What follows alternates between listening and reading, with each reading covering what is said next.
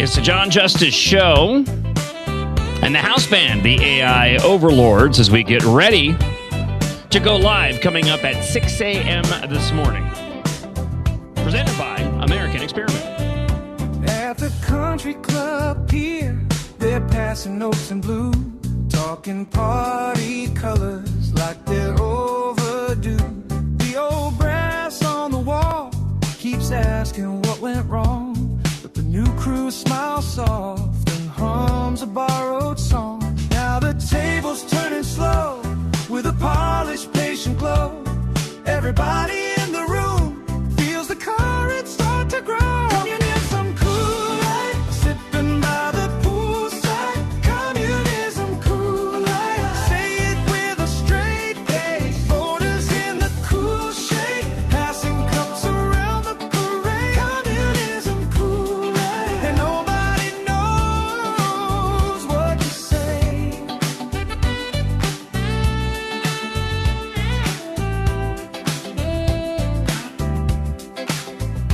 Hillary's by the phone with a careful, worried look, reading every headline like a line she didn't book. She sees the banner shift, she hears the easy cheer, and the whole old playbook starts to fog up in the rear. Now the table's turning slow with a polished, patient glow. Everybody in the room feels the current start to grow. Communism Kool-Aid, sipping by the poolside. Communism Kool-Aid, say it with a straight face. Voters in the cool shade, passing cups around the parade. Communism Kool-Aid, and nobody knows what to say.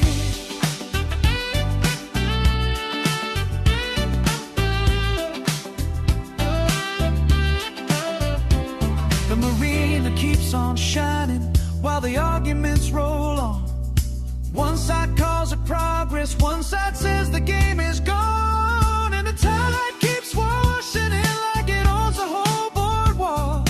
Smile State magazine bright while the dinner circles tall. Communism Kool-Aid, sipping by the poolside. Communism Kool-Aid, say it with a straight face. Voters in the cool shade, passing cups around the parade. Communism Kool-Aid, and nobody knows what to say.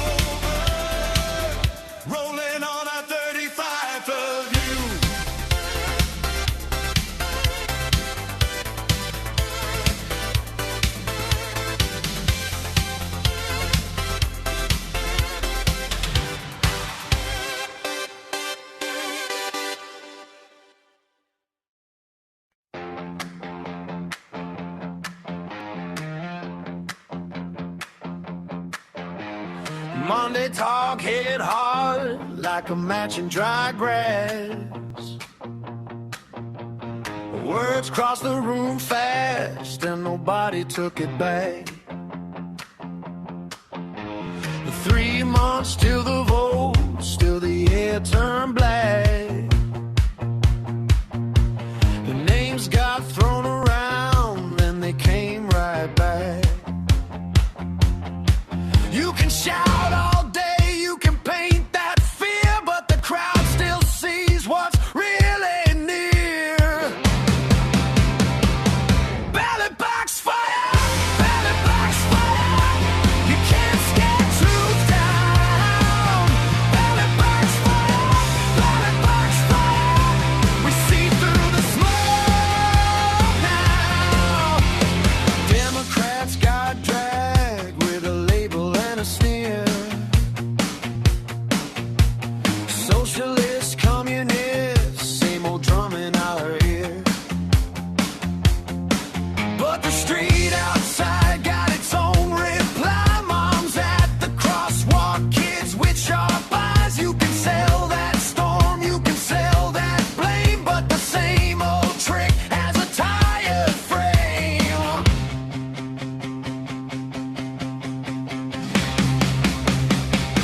Ballot box fire, ballot box fire. You can't scare truth down. Ballot box fire, ballot box fire.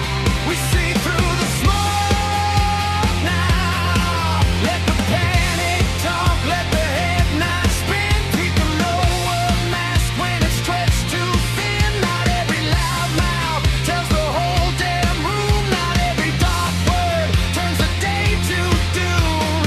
Whoa, whoa, whoa,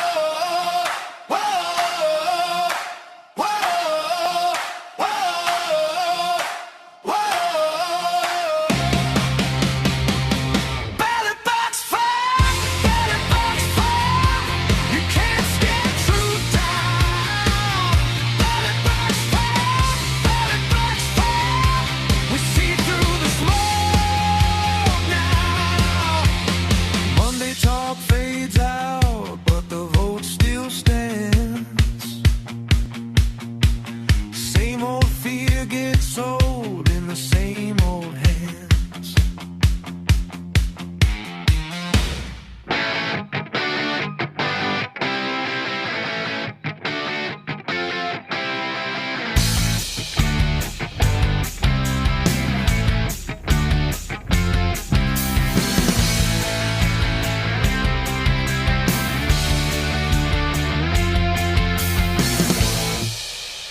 You know, I've had foes of the show, and they may still be saying these things on social media in a very bizarre move. One in particular, foe of the show, blocked me, even though they constantly talk about me.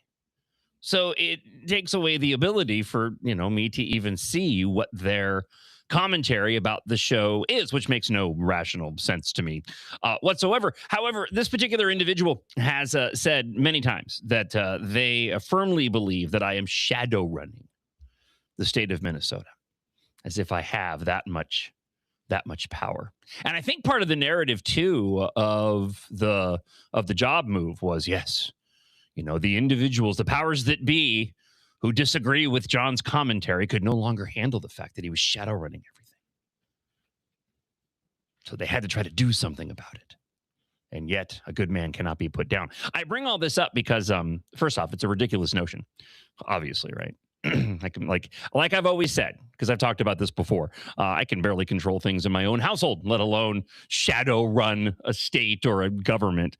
That being said, some of my public commentary seems to be manifesting in various ways. I mentioned yesterday prior to and I'll go ahead and say what it was now. We were all having a discussion after the the show. And it is the John Justice Show presented by American Experiment. Glad you're with us this morning. My name is John Justice. We have Devin producing the show once again today, and we'll go through all of the different ways that you can watch it and listen. But of course, you've already joined us this morning, so you're ahead of the curve. So we were having a conversation, sort of the comms group is what we call ourselves. I'm part of the communications group here at American Experiment, and this was on primary day. And I was talking about how, I wonder if President Donald Trump will go and toss out another social media post promoting individuals to go vote for Mike Lindell. And I'm talking within a matter of like less than a minute.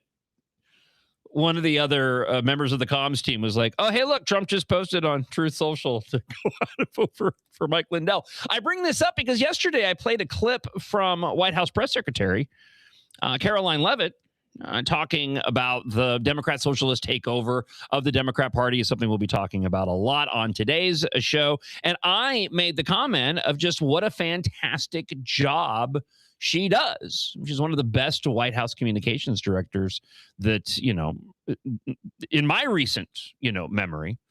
And then I get done with the show and I see the headline, Karoline Leavitt will leave her role as the White House press secretary at the end of the month. It's like, oh, and that makes me sad. Now, she's going to go focus on being a mom. She recently gave birth to her second baby in May. And apparently she's going to go and focus on that. Let's see here. Trump said our wonderful White House press secretary and one of the most trusted aides, Karoline Leavitt, will be departing her role at the end of the month so she can spend more time with her beautiful young children and family, a decision I totally understand and respect. If she does end up returning into the political sphere, I hope it's as a commentator and not running for office. And it's going to be, again, this is kind of a running theme that we'll dive into in this first hour of the show, but that is the blatant media manipulation going on. And you've got a couple of different converging forces here. You have this contraction, for lack of a better way to describe it, of media right now. Whether it is what I've talked about on the show within terrestrial radio, the layoffs taking place. I mentioned, what was it? I think it was on Monday, that in a former market that I worked at, one of the competing rock radio stations, when I was working in that market, where I had friends and former bosses working, they unceremoniously last week fired their entire staff and went completely automated. Cumulus Radio, which is another very large radio company, not as large as iHeart, of course, but still a massive company. They just went through a massive round of layoffs. And there's something odd that I'm experiencing on a daily basis going through the prep for this show. And there's a Venn diagram of all of these different things that lead to what we're going to talk about today, and that is the amount of attention that these wackadoodle, for lack of a better name, these wackadoodle Democrats have been receiving by the media, and how I believe that a big reason why they've even been able to make gains within these elections is because of what I'm talking about. There's a desperation among media outlets to cover the most sensational aspects, and it inflates and creates this level of attention, and that turns into votes. So I don't want to get too far ahead of myself, but getting back to Karoline Leavitt, this is where I believe that we need more voices within public commentary, social media. We need those politicians out there. Obviously, we need conservatives running for office, stalwart conservatives, but it's equally as important to make sure that there are good, rational, intelligent voices out there within the conservative news sphere to counter what's happening within our mainstream media, what's happening within the publications of these left-leaning outlets that, again, I believe has been contributing to the rise of this Democrat socialism across the country. Let me share a few thoughts, though, regarding Karoline Leavitt. I have two different clips that I want to play for you. First off, from the White House administration, Stephen Miller was asked about this yesterday on Fox News of Caroline Leavitt stepping down from her post. These are his heartfelt words yesterday. Personal for me, because Caroline is not just a colleague, not just someone for whom I have endless respect and admiration, but she's a close friend, someone I've got to know well, someone that my family has gotten to know well, someone that has really been in every way a source of joy in so many of our lives. Professionally, her credentials, her accolades, her achievements are second to none. Her job that she has performed as White House press secretary, the word exemplary doesn't even begin to cover it. She has served this president so well, this administration so well, this country so well, and very importantly, she's been a role model to millions and millions of young women all across this country, a mother, a family woman, a press secretary, a patriot, really in every way an extraordinary person whose role in this movement and this country is only beginning, and I see unlimited success and possibilities ahead for her, and we're going to continue working together every single day. Her story is just beginning. I can't wait to see what her future holds. Yeah, and listen, it cannot be, I don't want to gloss over the fact that she's incredibly young. I mean, she's in her early 20s. So he's right. It's smart for her. I mean, it's smart's not the right word. I completely respect and agree with her desire to go and spend time with her family. I imagine that the job of being White House press secretary is very daunting and time consuming. So a tremendous amount of respect for her for prioritizing her family and her life. But make no mistake, Stephen Miller's right. If she decides to return to politics, she will be a conservative voice to be reckoned with. Scott Jennings on CNN yesterday also shared his thoughts on Caroline Leavitt's departure. Caroline Leavitt has been maybe the greatest White House press secretary in the last 30 years, at least. She's been nothing short of brilliant. She's done it while raising a young family. I think it's great that she's going to go spend time with her family, but I don't know a single Republican in the country who isn't in awe of and in appreciation of Caroline tonight. So Godspeed on your journey back to your family. You've done great. Yeah. And just a fan, and speaking of great commentators, Scott Jennings certainly falls into that category. All right. Remember, you can watch the John Justice Show at MN Think Tank on X, also Facebook and YouTube at Center of the American Experiment, and my personal Facebook and YouTube pages, John J-O-N Justice. And if you miss any portion of the show, because I know all your lives are busy and you can't listen to every single minute live.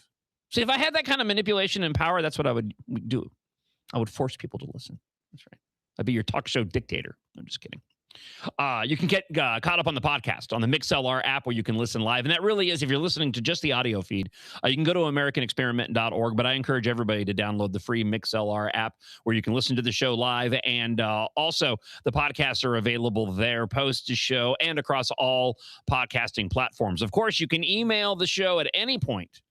24 hours a day, and certainly while we're live, john.justice at americanexperiment.org. And we have something called the Blaster Line where you leave us blasts. Blasts are your comments based off what we're talking about on the show, your opportunity to let your voice be heard by leaving us a blast at 612-584-4565. Again, that's 612-584-4565. Let's go and hear from Gary. Good morning, John. I'm sorry. I'm just wondering, these songs that you're doing, is Max Reimer create them? Are you doing them yourself now? Or is somebody helping you? Because they're really, really good. Have a great show, hopefully. No, so those are the latest rounds. So before the show starts at 6 a.m., for those that caught on the stream early, typically what I'm doing is I have a couple of groups of the AI overlords, the John Justice Show house band. Some older songs, parodies. I'm getting my hands on some of the parodies from the previous show. We'll have them back on the show very, very soon. But also some newer ones. The newer ones that you heard in the run-up to today's show, those are the ones that I made. I was looking for Well, I hadn't messed with the song generator, the AI song generator, at much. So the other morning, I sat down, and as I was going through prep, I decided to try to create a few songs based off the stories that we were talking about on the show, and that was the result. So yeah, I'll be doing more of those. They're fun. They don't have any business being as good as they are. Devin and I were talking about it before the show when they started. I go, man, these songs are really, really good. So again, it's the AI overlords. And yes, I've been the one who's been creating them as of late. All right, before we dive into the media manipulation, I have a story about how David Crowley, who ended up beating out Francesca Hong for the Democrat domination in the gubernatorial race in Wisconsin, as I talked about yesterday, and this story from the Daily Wire is the perfect example. It's the lesser of two evils. You know, he may not be sort of the lunatic Hong hating on Thanksgiving and other holidays and lamenting her children being half white. But this dude is really no better when you get into the background and his past statements, especially regarding his belief of systemic racism. So we're going to dive into that also. And again, it's media manipulation, and it's manipulating the media, because Minneapolis man-baby mayor Mom Jeans Jacob Frey, he unveiled the Minneapolis budget for the coming years, and he did it intentionally on the day after the primary so that the story would get buried, because it is wild what the Minneapolis man-baby mayor Jacob Frey is proposing, because of the difficulties that once great city, is now facing under the oppressive thumb of the Democrat socialists on the Minneapolis City Council. So we're going to get into this in just a moment. I want to spend just a few more moments, though, putting a bit of a bow on a brief conversation that I had yesterday right around this time. We were talking about John Justice show, a sponsor, NutraWave. Okay.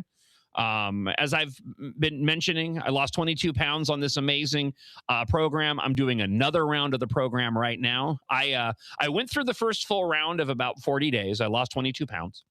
And then I went back to my normal diet, but I did not put any weight back on, because of how this program changed my relationship with food, even though I was still eating the food that I wanted to eat.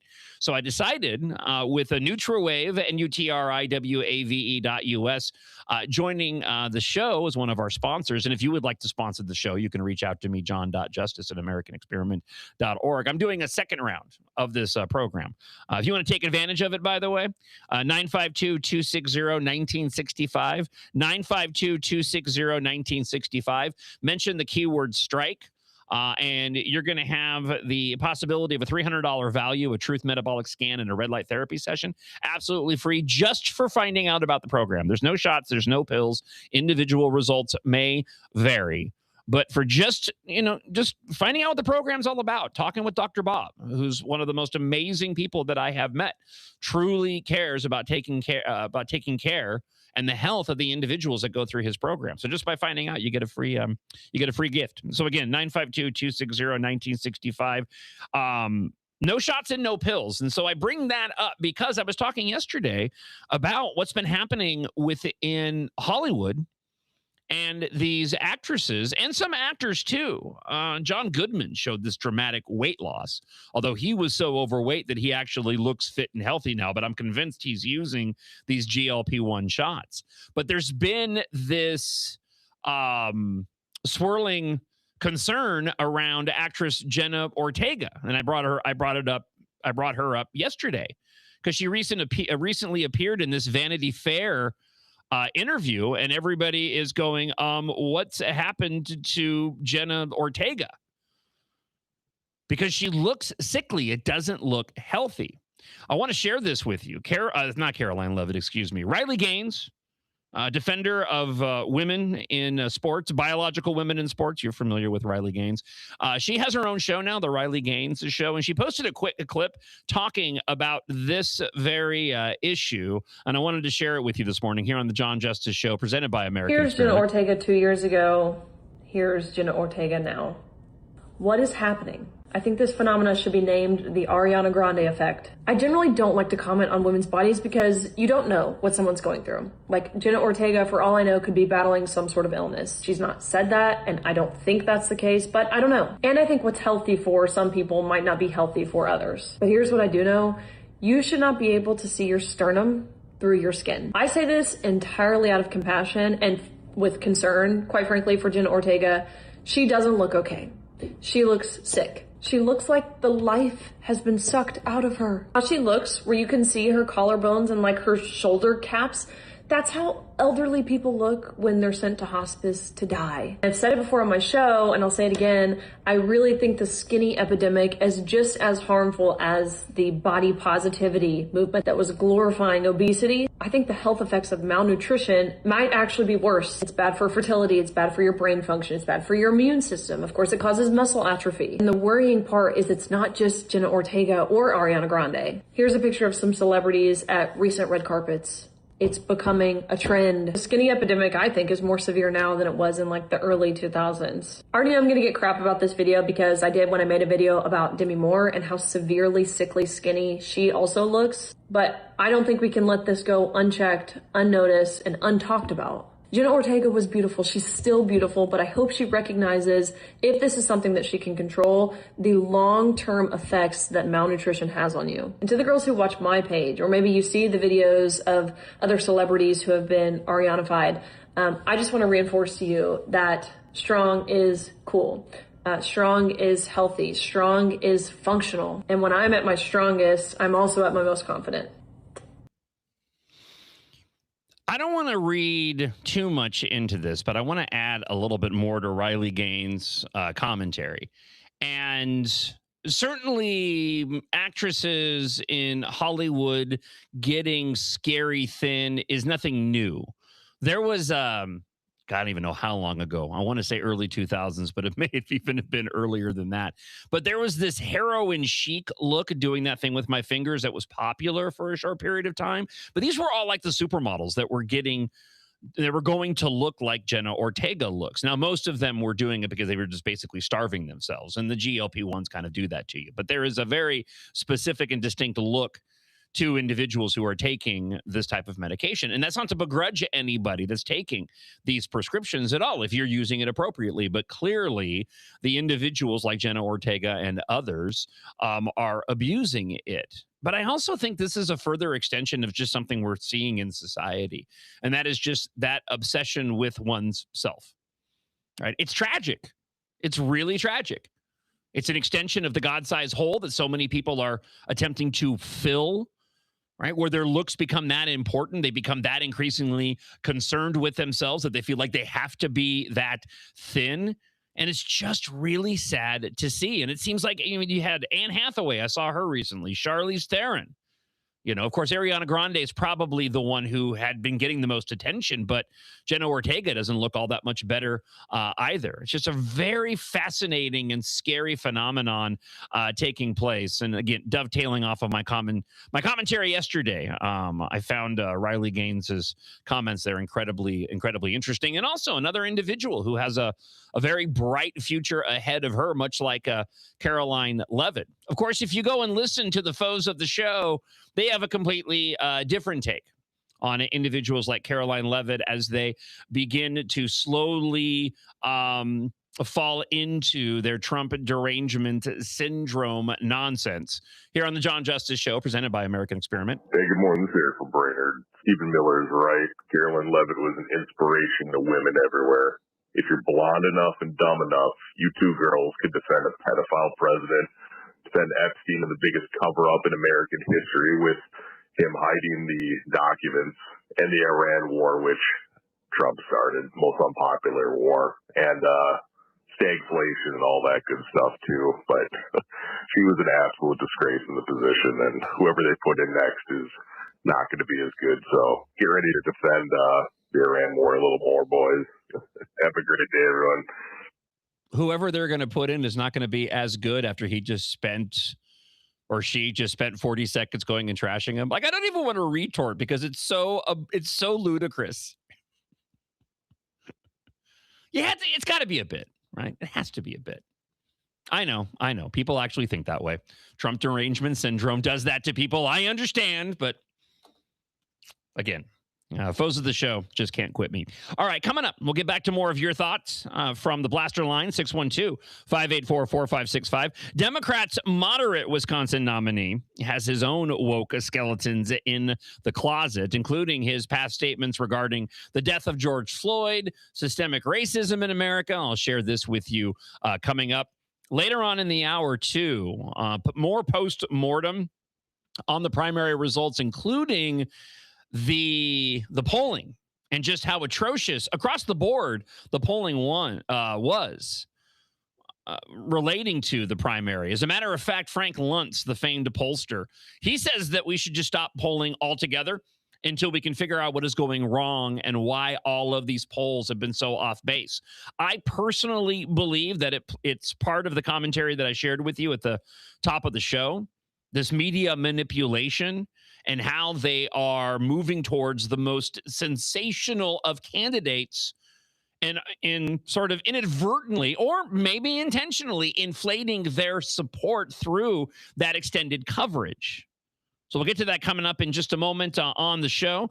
Drop us a blast. You can email john.justice@americanexperiment.org. Speaking of polls, here's a few minutes of one of the other individuals who's involved in the comms team here at American Experiment, Bill Walsh, talking about some recent polls regarding the state of Minnesota here on the John Justice Show. Is the Declaration of Independence worth celebrating? 66% of Minnesotans said yes. Woo! The Declaration of Independence worth celebrating. 4% said boycott. That's just 4% crank, in this poll. We can ignore that. Gosh, this is shocking to me. It really is. When I picture all of the protesters that I see every weekend with their upside down American flags, the No Kings, and the signs cycle every few months because someone's making them for them and giving them their messages. Those people must be included somewhere in here, right? I don't know. That's incredible. Is America generally a force for good in the world? And again, remember, this came out right before we bombed Iran. These numbers might be different today, but 54% thought America was a force for good in the world, 41% not a force for good, 5% unsure. So not a horrible result there. I think 41% say not a force for good. How do you think that? Think about it. Minnesota has always been a low crime state. But according to the most recent Bureau of Criminal Apprehension data, we are now above the national average when it comes to Part 1 crimes, a category that includes crimes like murder, assault, rape, and carjackings. Think about it. Minnesota is now a high crime state. Visit highcrimemn.com to learn more. Think About It is brought to you by Center of the American Experiment, Minnesota's think tank. Now, one of Keith Ellison's campaign donors has pleaded guilty to fraud. Now, shocking, I know. For what it's worth, became the last of a 7-member family group to plead guilty in the sprawling Feeding Our Future fraud scandal last week. Ikram Yusuf Mohammed, who once worked as a Feeding Our Future employee, but more excitingly was present at the infamous December 2021 meeting where Keith Ellison, our own Attorney General, met with some fraud-connected individuals. She was in that meeting. So a few days after that meeting took place back in December 2021, her brother, Gandhi, who just pled guilty last week, donated the maximum allowed amount to Keith Ellison's campaign. That was $2,500. But this is so interesting because Gandhi was not only being investigated for food fraud, and we've seen this with several fraudsters. Gandhi Mohammed received at least $36 million in Medicaid reimbursements, as well as the stuff that he was making off the free food fraud case. But he hasn't been charged with fraud in those programs yet. So were those ill-gotten gains? Think about it. A famous politician once said, "You're entitled to your opinion, but you are not entitled to your own facts." But in a world full of AI and fake news, where can Minnesotans find the facts? Center of the American Experiment is Minnesota's go-to source for fact-based analysis and common sense solutions for taxes, energy, public safety, and our kids' education. Visit AmericanExperiment.org for more information. Think About It is brought to you by Center of the American Experiment, Minnesota's think tank. Good morning, John. Eric, you need to take off your tinfoil hat. It's really messing with your brain. Have a good day. But the problem is they have no desire to take off their tinfoil hat. They're fully embracing their level of Trump derangement syndrome and conspiracy. So I'm just here for the entertainment value when it comes to the foes of the show. Good morning, John. Victor here. I have missed Eric from Brainerd. You know, she always has some pretty terrible points, but I just wanted to say it's always the liberal women that come out and try to tear down some powerful, strong, you know, smart women that are in the news every day. It's always the liberal women that come after them and try to tear them down. Thank you for the comment, Victor and Brian. I appreciate it. We have more blasts to share coming up on the show. 612-584-4565. David Crowley, the Milwaukee County executive who pulled off the stunning upset over the summer's socialist surge, has blamed systemic racism for police shootings, opposed legislation to protect law enforcement, and declared Wisconsin the worst place in America to raise a black child. So, yeah. People are pleased that Francesca Hong was beat in that election, even though I do believe that she would be, it would be easier for Tom Tiffany, the gubernatorial candidate, the GOP gubernatorial candidate, to beat Hong. I also understand the argument that you don't want to let a radical individual like that get as close to being governor if you can avoid it. I mean, look what's happened here with Governor Dim Walz. I mean, he's no better or worse, or actually maybe even worse than Hong in a lot of respects with some of the ridiculousness that he said. But it's a lesser of two evils. David Crowley isn't all that much better. He's not a moderate Democrat by any stretch. So you go back to 2020, and he went all in on the BLM narrative surrounding the domestic disturbance call that ended with an officer-involved shooting of Jacob Blake. The then 29-year-old who had a felony warrant for his arrest was armed with a knife and was attempting to get in the driver's seat of an SUV when he was shot 7 times, triggering widespread unrest in Kenosha. This set the stage for the later acquittal of Kyle Rittenhouse, of course. Make no mistake, Blake's wounds are the result of systemic racism, the policies and practices that entangle our institutions and produce racially disparate outcomes, regardless of the intentions of the people who work with them. He made similar ridiculous comments relating to the death of George Floyd, saying that it was a public health emergency. Crowley, back in 2020, also celebrated former NFL quarterback Colin Kaepernick's national anthem protest, suggesting that professional sports should grind to a halt until the country achieved racial justice, when it's the Democrats who went and exacerbated intentionally the racism that exists here in the country. You're never going to get rid of racism. It's just part of sin. It's here. It's unfortunate, but it's a part of sinful nature. But we had reached a really good place, the best place that I had seen since following politics, going back to when former President Barack Obama was elected, even though he was a president and a nominee that I certainly didn't support. But Obama spent the majority of his time in office making race relations worse to the Democrats' advantage. And this is the example of that. Before the so-called Summer of Love in 2020, the Democrat gubernatorial nominee also opposed BLM legislation that would have added law enforcement officers to the state's hate crime protected category, saying the proposal only furthers the divide between urban communities and the people who serve them. It's ridiculous. It's absolutely ridiculous. But all of this now, this is the scary part. All of what I just laid out is no longer sensationalist enough to warrant coverage of concern. So who got more attention here? Well, Francesca Hong did. Well, why? Because she was saying a bunch of outrageous and stupid things. But so would David Crowley.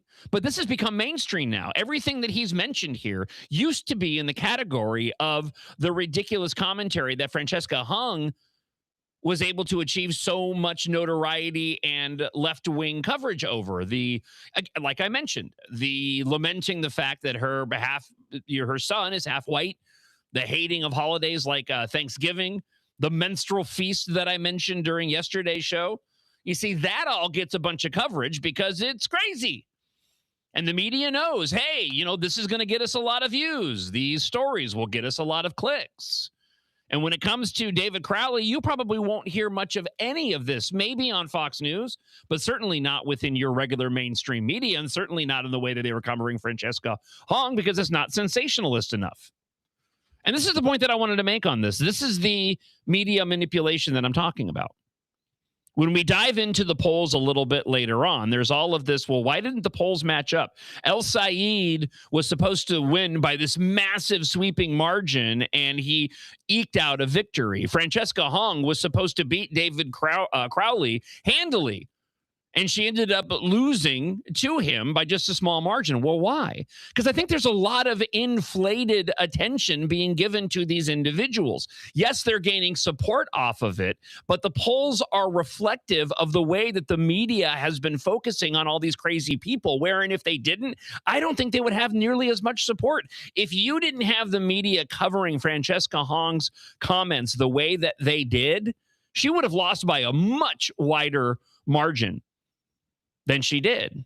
Now, and it's a double-edged sword here, because on the one hand, you want this coverage, you want this exposure, you want these individuals to be called out, because these are the types of people that will seek to destroy what America stands for and what's made this country great. But on the other end, you go, I don't think these people would be nearly as popular if they weren't gaining so much attention, because Trump derangement syndrome has convinced that broken and brainwashed base of Democrat voters to oppose that which is most extremely the opposite to President Donald Trump and conservatism. And that's who these people represent. I posted a social media video yesterday, and it was me commentating on this young, green-haired dyed goblin, this young green-haired dyed goblin who was basically going off about how she believes that we need to stop Republicans from getting elected. She's in a nice house. You can see her apartment, but she's basically saying, hey, we need to make sure that we do everything we can to stop Republicans, because she said straight up, things are great when Democrats are in office, but when Republicans are in office, then everything turns to garbage, and we're now a third world country. She's not achieving that mentality. She's not getting to that conclusion on her own. She's hearing that from somebody else. She's hearing that from the media that she is consuming on a daily basis. When you see these white liberal women out there cheering to their own demise when these radical candidates end up winning these primaries, not realizing that if they were to get into power and they had the ability, they would absolutely strip away their rights. Well, why do they do that? They do that because they believe this is how they push back against Donald Trump, to their own detriment. And they're being fed all this through the mainstream media. Now, let me get back to what I mentioned before, because I want to couple in the other aspect to this. So, as I mentioned, you've got this contraction, this shrinking, these layoffs when it comes to terrestrial radio. As I'm going through and doing my prep on a daily basis, suddenly now a bunch of the websites that I go to for content, they're now going up behind paywalls. I mean, the Star Tribune did this a while ago, right? And there are ways to kind of work around that to get the stories that you need without having to pay for it. But when you look at outlets like The Blaze and Daily Wire, you know, they're throwing a bunch of their content up behind paywalls, right? They have to in order to, you know, maintain their business structure. But it's becoming increasingly more difficult to get at relevant information, truthful, fact-based information, because these different companies are having difficulty surviving. I bring that up because, not to get into the economics of it all, right? But to show that, yeah, there are fewer and fewer conservative voices out there, and fewer means of which people can go and receive that information. So people end up funneling to those free outlets. And on the left, it's the left-wing media. It's really unfortunate, but there is this cycle right now wherein sensationalism is driving so many of these stories, so many of these candidates, and in my view, it's artificially going and attributing to their popularity, and sometimes bringing about electoral victories as well. John.justice at AmericanExperiment.org. And if you want to leave a blast, 612-584-4565. Again, that's 612-584-4565. Hey, John, Brandon Cottage Grove. So yesterday, all I saw, people being outraged all over the internet, all over every social, about how the primaries turned out. Everyone needs to wrap their heads around, this is just the start. Let's get the strong bunch of candidates in, make some changes so more people will jump on board on the next election cycle. If your candidate wasn't put in this time around, push them through to the next time. This isn't hard to figure out. Everyone needs to calm down, back to GOP primaries that were elected, and just get them in. I don't know, man. I really hope we figure this out. Have a great day. Yeah, I'm not. I agree with your commentary, Brandon, and thank you so much for the blast. I'm going to let the dust settle on all this until I, begin to form an opinion of where the mind of the GOP voters is right now in the wake of the results of the primary. We kind of got to let the dust settle. And this includes, some of these candidates out there that are still contesting the results of the election and some of those voters out there that are doing the same thing. And I can't believe I'm going to say this, but I hope that some of those losing GOP candidates from the primaries on Tuesday actually go and take a cue of what the Democrats are doing. Angie Craig calls on her supporters to go and back Peggy Flanagan in her concession speech. Here's what she had to say. In that spirit, I just called the Lieutenant Governor to congratulate her on her hard-fought victory and to offer her my full and complete support going forward.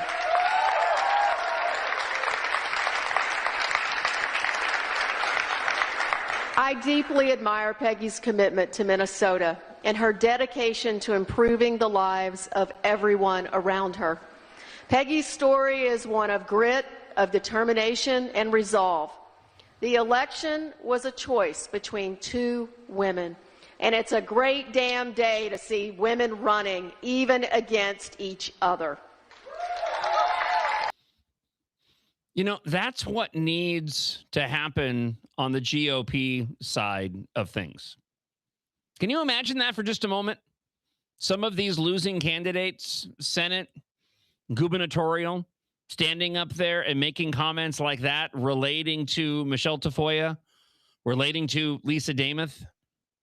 Going back to what Brandon was talking about, that's what needs to happen.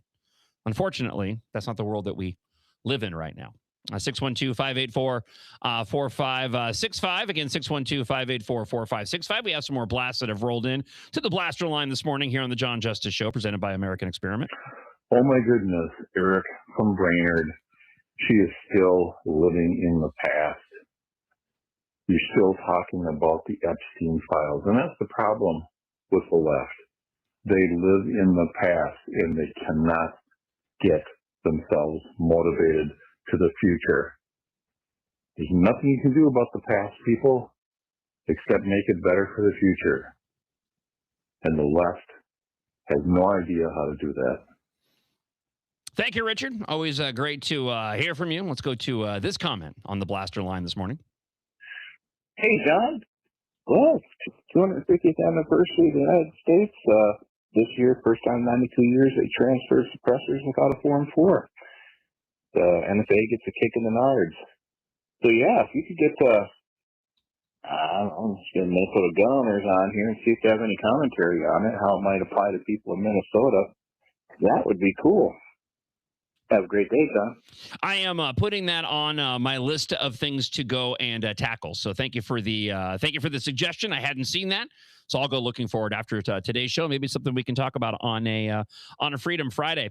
All right, let's go to the city of Minneapolis. Going from the media manipulation to the manipulating of the media, because that's exactly what Minneapolis man, baby mayor, mom jeans, Jacob Frey attempted to do when he laid out his budget proposal earlier this week. So the Man-Baby Mayor proposed an 11.3 property tax levy hike to address the $60 million budget shortfall, which includes a $30 million revenue shortfall and increased costs for the police department.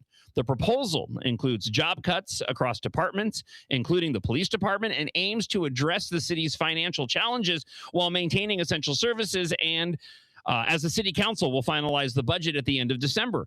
So he threw this in right in the middle of the whole primary process to bury the story of what a disaster Minneapolis is facing right now. And on top of that, he took to social media to try to go and confuse the issue even more by bringing up a completely separate subject on top of all of this. You probably missed this story. It was part of the headlines yesterday, but it was already buried within our local media because of the primary results. And when I went to do prep today looking for this, it wasn't on any of the local media channels. And you get into the story, I pulled this from Axios. Years of generous salary increases and mounting inflationary pressures are beginning to overtake City Hall. The mayor's proposal will tee off the most painful budget fight in years, with some city council members likely to go to bat for pet programs and other members likely to push as hard for deeper cuts and a smaller levy hike. And again, you probably didn't hear anything about this because he intentionally went and released it in the midst of all the primary coverage and then went and took to social media to talk about just a completely different topic altogether on exactly the same day, touting some new success within downtown Minneapolis. So we are at a hotel opening. It's Romy at Century Plaza, and this is going to be beautiful. It's long-term stays. Look at this outdoor space with downtown right over here. I mean, this is going to be incredible. Another key investment that's happening in our city. We got council members here. We got community members here. Well, we've even got now Miss USA Galaxy over here. Been upgraded even. So this is where it's all at. Big investments coming to Minneapolis. Yeah.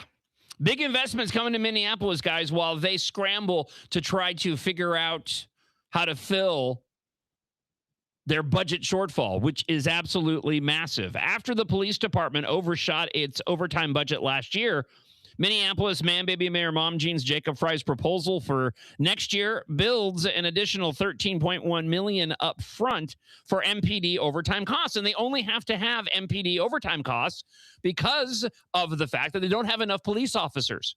And individuals like the Minneapolis mayor, Thief Ellison, Dim Walls, encouraged people to take to the streets to obstruct lawful law enforcement during the ICE operations, which just increased the amount of money that they had to go and give to law enforcement. And it's listed here in the story. The ICE surge and the other crisis increased the size of MPD's overtime run, but the MPD reliance on overtime is likely to persist until its depleted officer ranks fully rebound. And that's never going to happen with them, even though they're legally obligated to go and hire more cops. You have an increased pushback coming from those Democrat socialists on the Minneapolis City Council that's keeping that from happening. And as I demonstrated yesterday on the show in an article from the Minnesota Reformer, ICE arrested and deported more criminal illegal aliens in the month of July than since the start of all the ICE operations since Trump's beginning of his second term. You haven't heard about it because there hasn't been any concerted effort by Democrats to go and obstruct what they're doing. And more specifically, something I didn't mention on yesterday's show is that the argument that we heard from so many of the radical on-the-street insurrectionists was, we're protecting our community. This is happening to our neighbors. You haven't heard a single story from anybody complaining in any neighborhood or any business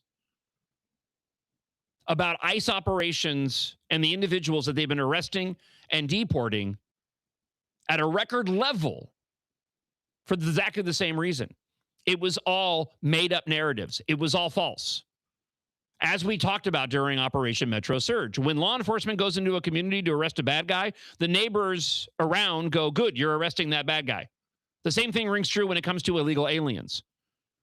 But yet, if you listen to those on-the-street insurrectionists, if you listen to Dim Walz, Thief Ellison, the man-baby mayor, they would have you believe that ICE is going in just ripping up communities, tearing down the fabric of neighborhoods. No, they're just going in and doing their job, like lawful law enforcement always does. And that's the prime example here, is the fact that you have all of these record arrests of illegal aliens, and you haven't heard anything about it until I brought it up on the show. And it was comical because the Minnesota Reformer is a radically left-leaning organization, and I don't even think they realized what it was that they were exposing by going and covering that article.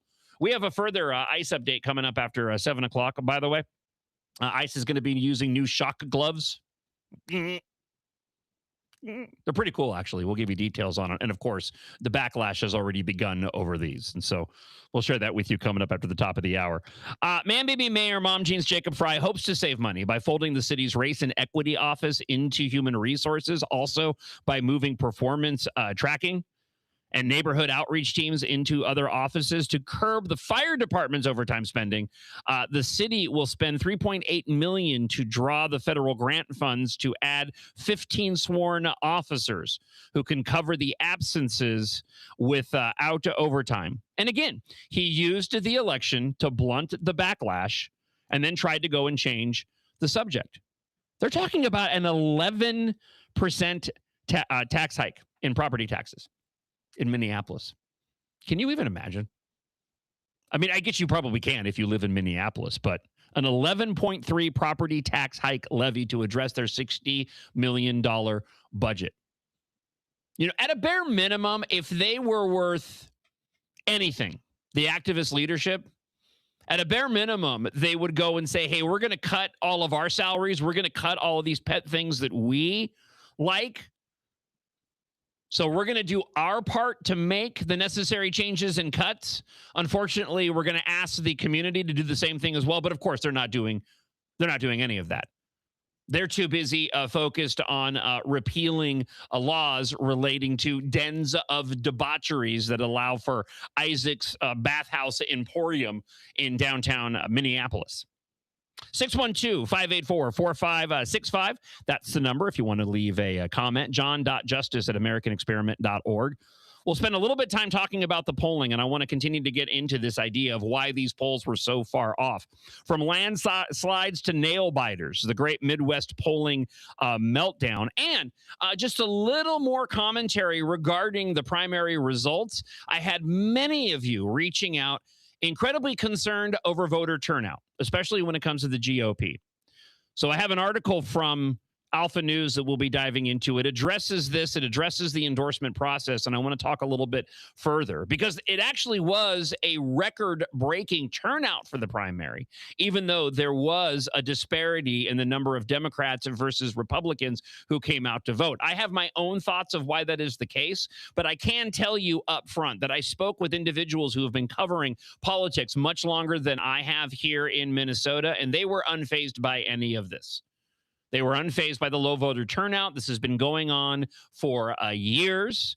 It's not something that should be ignored. We need to increase in voter turnout. Republicans need to increase in voter turnout, but it's not a five-alarm fire at this point in time, and I'll explain coming up. But I would like to hear your thoughts on why you think there was a low GOP turnout in the midst of a record turnout of total voters. And that includes a record number of Republican voters that came out. It just wasn't nearly as many as a Democrat. So we'll get to your thoughts to 612-584-4565 coming up on the John Justice Show, presented by American Experiment. What's that thing that Keith Ellison said in the December 2021 meeting with fraudsters? Money is freedom.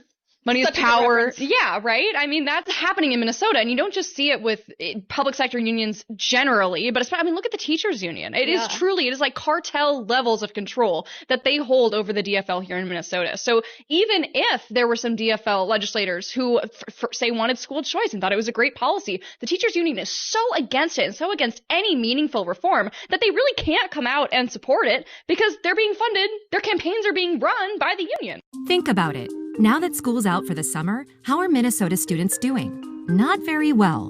Minnesota ACT scores fell again last year and are the lowest they've been in 10 years. In fact, fewer than half of Minnesota students can either read or do math at grade level. Think about it. We used to brag about our schools. Now we're losing to states like Mississippi. Visit AmericanExperiment.org for more information. Think About It is brought to you by Center of the American Experiment, Minnesota's think tank. Minnesota is the second most generous state in the nation, spending $46,000 on public welfare per person in poverty in 2023. Second most generous. Just really quick, if those people in poverty had the $46,000, they wouldn't be in poverty. So I just would like to quickly point out checks. Quickly point out that the government is once again like the least efficient organization in the world. Think about it. Minnesota has always been a low crime state. But according to the most recent Bureau of Criminal Apprehension data, we are now above the national average when it comes to Part 1 crimes, a category that includes crimes like murder, assault, rape, and carjackings. Think about it. Minnesota is now a high crime state. Visit highcrimemn.com to learn more. Think About It is brought to you by Center of the American Experiment, Minnesota's think tank. Think about it. A famous politician once said, "You're entitled to your opinion, but you are not entitled to your own facts." But in a world full of AI and fake news, where can Minnesotans find the facts? Center of the American Experiment is Minnesota's go-to source for fact-based analysis and common sense solutions for taxes, energy, public safety, and our kids' education. Visit AmericanExperiment.org for more information. Think About It is brought to you by Center of the American Experiment, Minnesota's think tank. It's the John Justice Show presented by American Experiment and AmericanExperiment.org. Remember, you can watch at MN Think Tank and head on over to AmericanExperiment.org as we've been talking about the media's influence and the fact that a lot of conservative voices and publications out there are finding it increasingly difficult to continue their operations without throwing their product up behind a paywall. There's an opportunity that we've tapped into here to continue to provide for you commentary completely free. You can watch on Facebook. You can watch on YouTube, Center of the American Experiment. Listen at AmericanExperiment.org and the MixLR app. But support the efforts of what we're doing here by going to AmericanExperiment.org. Click the link right there on the homepage. There's a pop-up. Head on over to my page. Make a donation to American Experiment. And you can pick up a embroidered John Justice Show hat. I was a proud papa yesterday. My son Kyle went to go see The Odyssey with his buddy. He enjoyed it. He said it was good. He's such his father's son, though. He came in and immediately was like, it's pretty easy to go and push aside all the wokeness in the film. He knows the Odyssey story backwards and forwards, so he knew all the different nuances and changes. But he's a lot like me, where he's able to shove aside the stuff that would ruin the film for a lot of other people, including my wife, to go and enjoy it. But he was wearing a John Justice Show hat. So that was pretty cool. As a matter of fact, a shout out to some other friends of the show who live in our neighborhood as well. I was out walking Artemis the other day, and I'm walking past their driveway, and the couple were sitting there just enjoying a cup of coffee outside. The weather was great, and he was wearing a John Justice Show hat. That was a weird experience. I go, it's odd to be walking out in public and seeing somebody wearing my hat. So if you want to get yourself one, head on over to AmericanExperiment.org and make a donation by going to my page. Got a comment that came into the blaster line, 612-584-4565, regarding Angie Craig fully throwing her support behind DFL candidate Petty Flanagan. Hey, good morning, John. Paul from Brooklyn Park. So Angie Craig getting right on the Flanagan train, that's very machine-like. Angie knows she doesn't have a job coming up here pretty soon. She knows if Amy gets the job, then maybe Amy will put her into that Senate slot, and everything will be good. They'll both all be senators and governors and whatever. I think Republicans are just really frustrated. It's hard to lose because you can see what they're doing to our state. It's really hard to just get back in line. I don't know. Not sure how it's all is going to work out. I hope it's for the best. Well, I pray for the best as well. And thank you for the comment. 612-584-4565. So from the Daily Wire, I actually have two stories here. One from Newsmax and one from Daily Wire. A pair of high-profile Democrat primaries in the Midwest were supposed to be runaway victories for far-left candidates, including... according to the bloated survey numbers. Instead, election night delivered a pair of nail-biting finishes and exposed the pollsters as being completely out to lunch. Wisconsin, Democrat Socialist, as we mentioned, Hong was supposed to waltz to the governor's nomination. Pundits spent months hyperventilating over the double-digit dominance. Poll after poll showed Hong lapping the field. A late PPP poll showed her up by 18 points, while Marquette, the polling firm, had her leading by an eye-popping 22 points. Yet when voters actually showed up, the supposed landslide vanished into thin air. The Democrat Senate primary, hard left Abdul El Sayed, was projected to crush rival Representative Haley Stevens. The Emerson poll had El Sayed ahead by 15. Mitchell Research had him up by 14. Data Progress up by 13. When the final tallies came in, the landslide turned out to be a mud fight. He barely managed to cross the finish line, eking out a razor-thin 1% victory over Stevens. While both contests ended with outcomes vastly different than the promised hype, one trend is clear. If you're looking for accurate predictions, you'd probably have better luck asking a crystal ball than reading the latest poll. And here in Minnesota, the same thing rang true when you look at the results of the polling when it came to the Senate race between Flanagan and Craig. That wasn't nearly as close as they had predicted. When you look at the GOP side, yes, you had Michelle Tafoya up quite a bit, and that seemed to ring true. But when you looked at the numbers, when it came to Adam Schwarzy and Royce White, Royce was supposed to be up with Adam Schwarzy's numbers. I think he came in at like 21%, made it respectable, while Royce came in at 11%. That was completely off what the KSTP polling was supposed to show. Pollster Frank Luntz believes that political pollsters should acknowledge their inaccuracies, especially with low voter turnout. He argues that projections are unreliable when turnout is low, as seen in the Wisconsin governor's race. Luntz, who was wrong about Hillary Clinton's 2016 victory, emphasized that polling is an art, not a science, and urges caution in conclusions. This whole polling issue, by the way, you can go and attach to the entire social media phenomenon because people understand how this works now. They know that when they're being polled, those polling numbers are going to be impactful. It's not just information that you're giving to a media outlet. They're talking about information being given to a polling firm that they know is going to end up at a media outlet that they don't trust anymore. And they also know the power of those polls. So you're not going to be able to get an accurate assessment any longer when it comes to polling the potential voters, because a lot of them just simply aren't being honest. And on top of that, you remove the media attention, which drives the brainwashed, hair dye brigade that I was talking about earlier, the white, angry liberal woman who don't think for themselves, right? The self-proclaimed socialist communists end up winning in the end because they're being fed these individuals that they're seeing over and over again. They are being criticized by Republicans, and therefore they end up believing, oh, I need to support that person because the GOP hates them. And because the GOP hates them, I must now go and love them, to their own demise and detriment. Luntz went on to say, I'm calling for a total and complete shutdown of primary polling in the Midwestern United States until we can figure out what the hell is going on. Luntz told the news outlet, Newsmax, that he was among the pollsters in 2016 that went all in on Hillary Clinton winning the presidency. I believe that Hillary Clinton was going to win based on the exit polling of all the networks. And that's another problem, too. It's like, I don't think we should bring back exit polling, but we don't do exit polling anymore. So now you have even further media manipulation within these polls, because they don't have any other relevant, tangible data to go and point to. And even if you did continue to do exit polling, because of what I mentioned before, I don't trust the voters to be honest about who they went and voted for.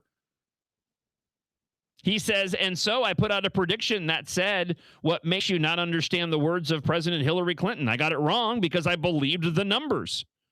Luntz said that people who realize political polling need to who release political polling need to stand up and admit that this is not a science. It is an art. And that you need to be much more careful about what you say and how you conclude. This happened before, and it will happen again until pollsters start talking. And then on top of this, not that I want to get into all of that, now you also have the betting markets now, which people are putting a lot of stock in. And why wouldn't they? Because it turns out often that the betting markets end up being more accurate than the polls are. And the reason why the betting markets end up being more accurate than the polls are is because individuals who are driving those betting markets, they're paying closer attention. They are more honest in their assessment of who they think is going to win. And when they start shifting their money around, you know this if you follow sports betting at all, when they start shifting their money around, they're looking at actual tangible data. They're not going off of feelings. They're not going off of emotions. They've got, a dog in this fight. It's their money. So it ends up that those betting, those betting polls end up being a heck of a lot more accurate in the end than the actual polls are.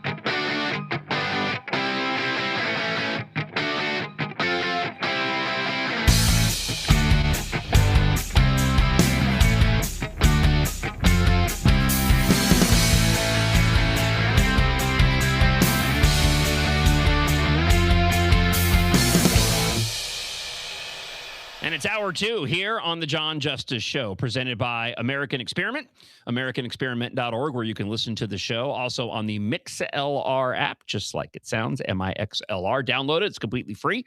You can listen to the show completely free, and you can get caught up on the podcast there right in the app. Also, you can listen to the podcast after the show is over on all podcast platforms. Watch the show live at the MN Think Tank on X, also YouTube and Facebook at Center of the American Experiment, and my personal Facebook and YouTube pages as well.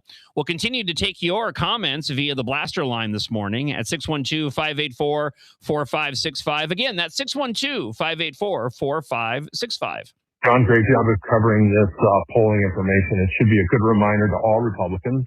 But the only thing that matters is when you get to the poll.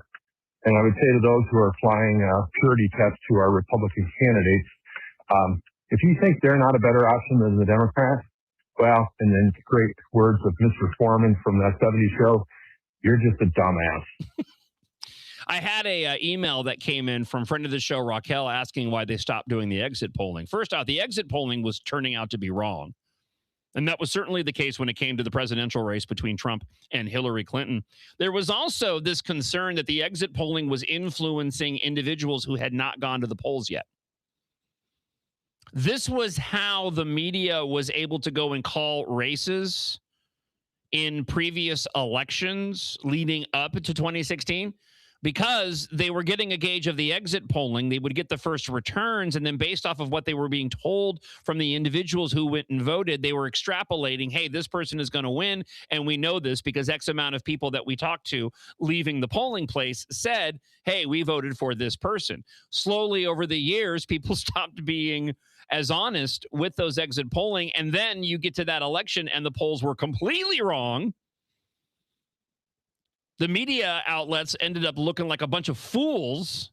And so because of that, they ended up ditching the exit polling. So that is the short version of why they went and ditched the exit polling. All right, we'll get back to more of your comments here coming up in just a moment on the show. Top takeaways as we continue our post-mortem on the primary. Top takeaways from Minnesota state primary elections. So over 1.1 million people voted in the state primary. With those votes, Minnesotans nominated, of course, Republicans and Democrats for governor, U.S. Senate, other offices, setting the stage for the fall election. So here are the top takeaways from Alpha News, and I agree with these. The first one was the Minnesota Republican Party endorsement is dead. It's deader than dead. It's dead. For decades, the Minnesota GOP gathered before the state primary election to endorse candidates for statewide office. Those Republican endorsed candidates had gone on to win their party's nomination in election year after election year. In fact, every GOP endorsed candidate for governor in the U.S. Senate has ended up winning their party's nomination. For more than 2 decades, this has been going on. The last time a Republican governor or Senate candidate lost the endorsement but won the nomination was 1994. In fact, the Minnesota DFL endorses their candidates for statewide office, but the DFL primary voters have often rejected the DFL endorsed candidates for the primary. In 2010, Dayton lost the DFL gubernatorial endorsement, but won the primary. Dim Walz did the same thing in 2018. In recent years, however, the endorsement process has faced criticism for giving a small number of party delegates too much influence, and many Republicans and Democrats have expressed the desire to do away with the endorsements and simply have a primary. In this year's primary, the Republican primary voters explicitly rejected the GOP-endorsed candidates and may have ushered in the end of the endorsement process. Only Tad Jude, who sought the GOP nomination for Secretary of State, was endorsed by the Minnesota GOP and went on to win his primary. Ron Schutz, the GOP-endorsed candidate for Attorney General, also won his primary but was running unopposed. What happened here is very similar to the commentary that I've been providing in the first hour of the show. So in years prior, when the endorsed candidates would go on year after year to win their party's nomination, what was the difference back then compared to now? Well, we didn't have, in further times past, you didn't have the internet, but you certainly didn't have social media. You certainly didn't have the ability that we all have now to go and receive an abundance of information at a moment's notice instantly.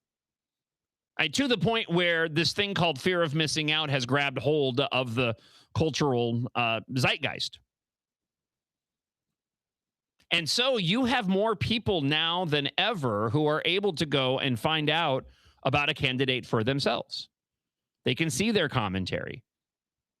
They have more places to go and watch debates or interviews across multiple platforms, shows like this, other shows. So you have a more informed electorate of individuals who can get the information where in years past they couldn't, where in this delegate process was a little bit more relevant. Let me back up. Not a little bit more relevant. It was a lot more relevant because these were individuals on the ground that were really paying attention. These were individuals who were following these candidates, who were watching what it was they were doing and what they were saying at these various events, whereas other individuals didn't have the time to go and research these people. So you trusted the delegates to go and make your choice for them. Well, guess what? It's not the case anymore. I've advocated for the fact that I think that we should just go and nuke debates at this point in time. What is the purpose of a debate anymore? Why bother? We know the stances of the candidates. Yes, it provides the opportunity to put two candidates up on stage and compare and contrast. I get that. I think there is still value in that. But at the end of the day, are you walking away with any new information? Are you walking out of a debate suddenly going, I'm going to go vote for that candidate, even though I came in wanting to vote for that candidate? If there are people that are doing that, it's not enough to go and sway an election by any stretch. So the whole purpose of the endorsement process and having these delegates, and no offense to these delegates, they do a great job. But there's no reason why an average individual, there's no reason that a Devin or anybody else listening right now can't go and find out exactly the same information that that delegate is finding out. And yet that delegate is going and making the decisions. And because of that, you end up with more shenanigans taking place during the convention, because there is this attempt to go and game the system because of everything that I just mentioned.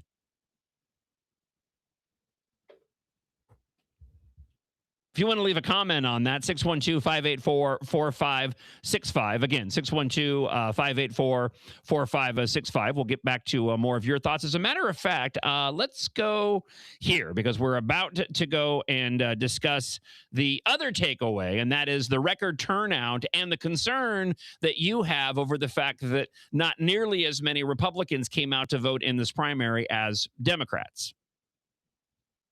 Good morning, John. I'm not worried about the primary GOP among people voting because our bullpen is deep. We had three good candidates. I had my preference. I did vote in the primary for the first time ever, but all three can do a good job. So I think that's people just trust that. Again, 612-584-4565 is the line if you want to leave a comment on the blaster line to the point of why there weren't as many Republican voters out during this primary. Let's go and hear from friend of the show, Chad. Hey, John. Chad. I just wanted to say I have not voted in a Republican primary since Fred Thompson. Good Lord, I don't even know how many years ago it was. But I remember how many of us showed up for Fred Thompson, how many of us wanted Fred Thompson, and how we were all told that none of our votes were going to count, and everybody in our precinct, everybody in the area changed the votes. And I think it was for McCain at the time. But I haven't done one since, and I will never do one. I'll vote Republican, but never anything else. Thank you for the comment, Chad. Let's go and hear from Tom. You know why there's always so many more Democrats than Republicans voting? Because all the Republicans are out working, making money for the Democrats to live without having to work. That's why. So let me preface this by saying, as I get into some of the numbers here, I did, as I mentioned earlier, I talked with individuals who are who've been following Minnesota politics far longer than I have, and I immediately said, "Hey, were you listening?" And they said, "Yeah, I was listening to the show this morning." The people concerned about the lack of GOP voters, and they just went, it happens every single cycle. There's always a disparity in the numbers, not putting a lot of stock in it. So that was about the extent of the conversation, but let me get into some further thoughts. And specifically, according to the Minnesota Secretary of State, Steve Simon, more than 1.1 million votes were cast in Tuesday's primary. It was the first time that more than 1 million votes had been cast in a primary. The previous was 925,544 votes back in 2018. Although Republicans saw a higher turnout this year compared to past cycles, DFLers still turned out to vote in greater numbers than Republicans during the primary. Clearly, more DFLers showed up to vote than Republicans, despite the competitive races on both sides. While a part of the enthusiasm gap can be explained by Minnesota's leftward lean, Republicans will need to close that gap if they want to win in November. And it's funny because the next line here is polls can't be trusted. That was the other takeaway from the primary election, even though we spent some time talking about that already. I think there's a lot of different reasons why. I think the previous blaster comment was correct. At 612-584-4565. I think there is a level of individuals on the right that are out working. It's a small percentage. I don't know how much it would play into this, but it's partly the reason why. There's also another simple explanation. In part, why the turnout is lower for Republicans. And I'm going to go and attach this again to the commentary that I did last hour about media manipulation. It's awareness. It's media bias. It's money, and it's news consumption. If you watched any regular TV, you saw a ton of ads, but most of those ads was the fighting going on between, Angie Craig and Peggy Flanagan. There was a ton of money poured into that campaign. Don't misunderstand. There were also ads that were running for Mike Lindell and for Lisa Damuth and for Kendall Qualls, but the majority of the focus within the Minnesota left-wing media has been on the Democrat race. A lot of Republicans, a lot of conservatives are not consuming left-wing media. They're not watching those local news outlets. They just don't trust the coverage anymore. And as I've mentioned so many times, not everybody listens to shows like this, even though I wish everybody did. So go and tell your friends. So there's that awareness part of it. And I think there's also a factor of what the other friend of the show had mentioned, and that is he doesn't even bother getting involved. A lot of Republicans just wait until the primary process is over, despite the very real thing of the GOP's inability to go and coalesce around one particular candidate. There are a lot of individuals out there that go, you know what, whoever the GOP candidate is, I'll just wait until the general. And then you have that small, and I hope it's small this year, and then you have that small group of individuals who simply say, I'm not even going to take part in the process. We're just going to lose anyhow, so why should I bother? That factors into it too. Do we need to go and increase our voter turnout? Absolutely. It should be the focus of every single one of these candidates. It should be a focus of all of the different leaders within the districts here in Minnesota, and I know that it will be. There are hardworking individuals that are going to work tirelessly to go and increase the vote. and the turnout for GOP for the GOP more specifically. All that is to say, don't get discouraged over these numbers from the primary. A lot of people are. I know a lot of you reached out to john.justice@americanexperiment.org, but we've got time between now and November. We've got a great slate of candidates. I pray, as I've said already multiple times, that those losing and endorsed candidates go. And I believe Kendall Qualls did. I think Kendall Qualls yesterday put out a fantastic press release throwing his support to Lisa Damath. And I hope that the other losing candidates go and do the same thing in their respective races. That would be most beneficial. If you're unwilling to do that, unfortunately, I'm of the opinion it's just because you're being selfish. It's not about you. It's about your own ego. It's about your own grift. And it's not actually about what's best for the people of Minnesota. If you want to do what's best for the people of Minnesota, you go and you get behind the candidate that ended up actually winning the nomination. That's how you do the best thing for the people of Minnesota. Speaking of manipulation and also fear, Star Tribune's got an article this morning. I couldn't eye roll hard enough at this headline. Minnesota Republicans put electability before Trump. That headline alone exposes the flawed logic of how the left views Trump supporters. I'll dive into this coming up. I want to take down some comments from the DFL candidate, Lamy Klobuchar, coming up.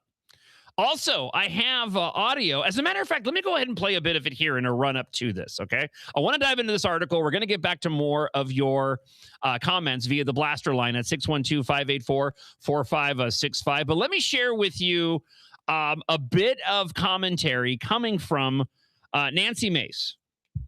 She has her own show now. She's posting up a commentary up on social media. And again, it's a good thing that you have individuals like Nancy Mace that are going and doing this because of what I mentioned. So many of these great conservative outlets are now going up behind paywalls, which is going to limit the ability of conservatives to hear great commentary, which is why they all need to come to this show.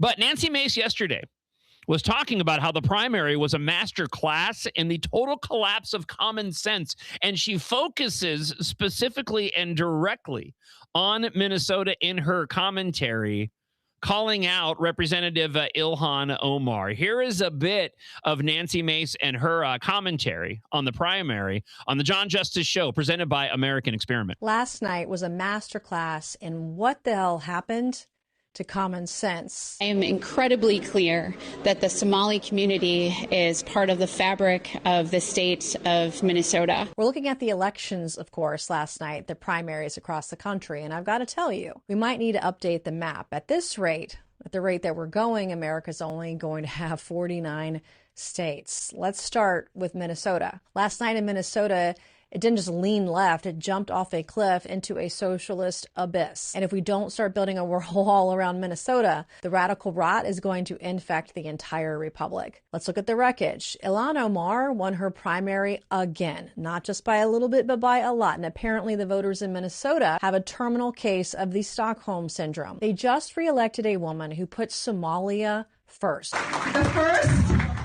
women to wear a hijab. Trashes America and treats our tax dollars like a personal ATM for her radical agenda. Watch this. You guys have the ability to make an impact on where our nation is headed, not only here in the United States, but even in our nation back home. In our nation back home, which of course is Somalia. If you love the Ayatollah and hate the USA, Ilhan is your girl. It's a disgrace that she even holds a U.S. passport, let alone a seat in Congress. But don't forget, it was Republicans and Democrats who stopped me from subpoenaing Ilhan and her husband's immigration records. The remark is always, let the process play out, right? That's what they always say, and nothing never happens. I tried to subpoena her immigration records, her husband's immigration records, and it was Republicans that killed my motion. Congress did that, both parties. And I can't seem to get a vote on a bill to ban the foreign-born from serving in Congress or as federal judges. Go figure.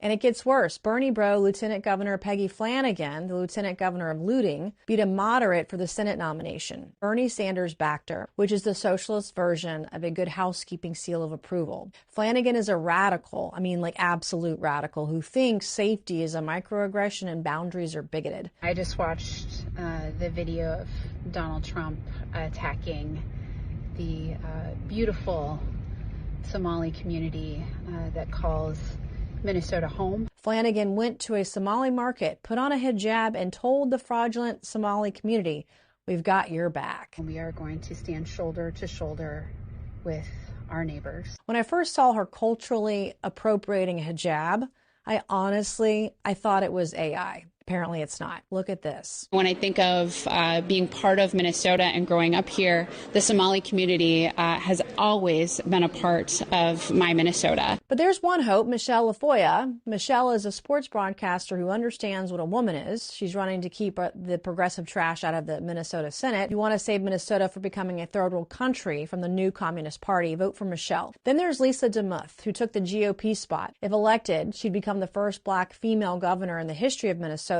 I was wrong to assume it would be front page news. Instead, they featured Amy Klobuchar, the liberal white woman, because, of course, the GOP pick is black. Can't have that. I guess DEI doesn't fit in the GOP. Now into my home state of South Carolina, where the establishment... All right, we'll stop here. That was the extent of Nancy Mace and her coverage and thoughts, and a lot of accuracies there. And again, I'm the last person that should ever go and harp on anybody else for mispronouncing names, but holy cow, we need to give some of our congressional Republicans a cheat sheet. She got Ilhan, she got Demuth, and she got Klobuchar wrong in terms of her pronunciation. All right, I want to get to this article, but a lot of great comments have run into the blaster line based off of the commentary so far here on the John Justice Show presented by American Experiment. So we're going to dive into these in just a moment, including several of you have pushed back on my no more debates. And you're using one particular example as the reason why we need to have debates. I'll share it with you just a moment. I still don't think it's enough to continue to do debates. And I'm a talk show host. I'm generalizing. So we'll get to this in just a moment. Before we do, though, I just want to take a moment and let you know that I got an amazing sleep. I got amazing sleep last night. And you know why I got amazing sleep last night? Because of Mini Leaf and their night gummies. I cannot say enough good things about Mini Leaf, MINNELEAF.com, and all of their amazing products available at the website. If you struggle with your sleep at all, and that was certainly the case with me when it comes to the odd hours that I keep, the night gummies are and have been and continue to be the solution to me getting a good night's sleep. It's what helped me put together, along with the crew here at American Experiment, this show. It's what keeps me lively and awake during the entirety of the show. A good night's sleep is also one of the healthiest things that you can do for yourself. Head on over to MINNELEAF.com. Get yourself their night gummies today. Also, you can take advantage of their really effective Triple Diamond pain cream, their spooky Mini Leaf tonics. These are fantastic alternatives to your typical alcoholic beverages. Of course, they have the fun gummies there as well. But for me, it is the night gummies, right?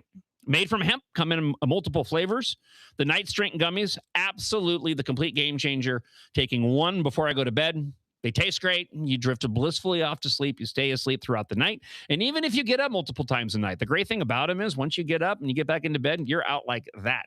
Head on over to MINNELEAF.com.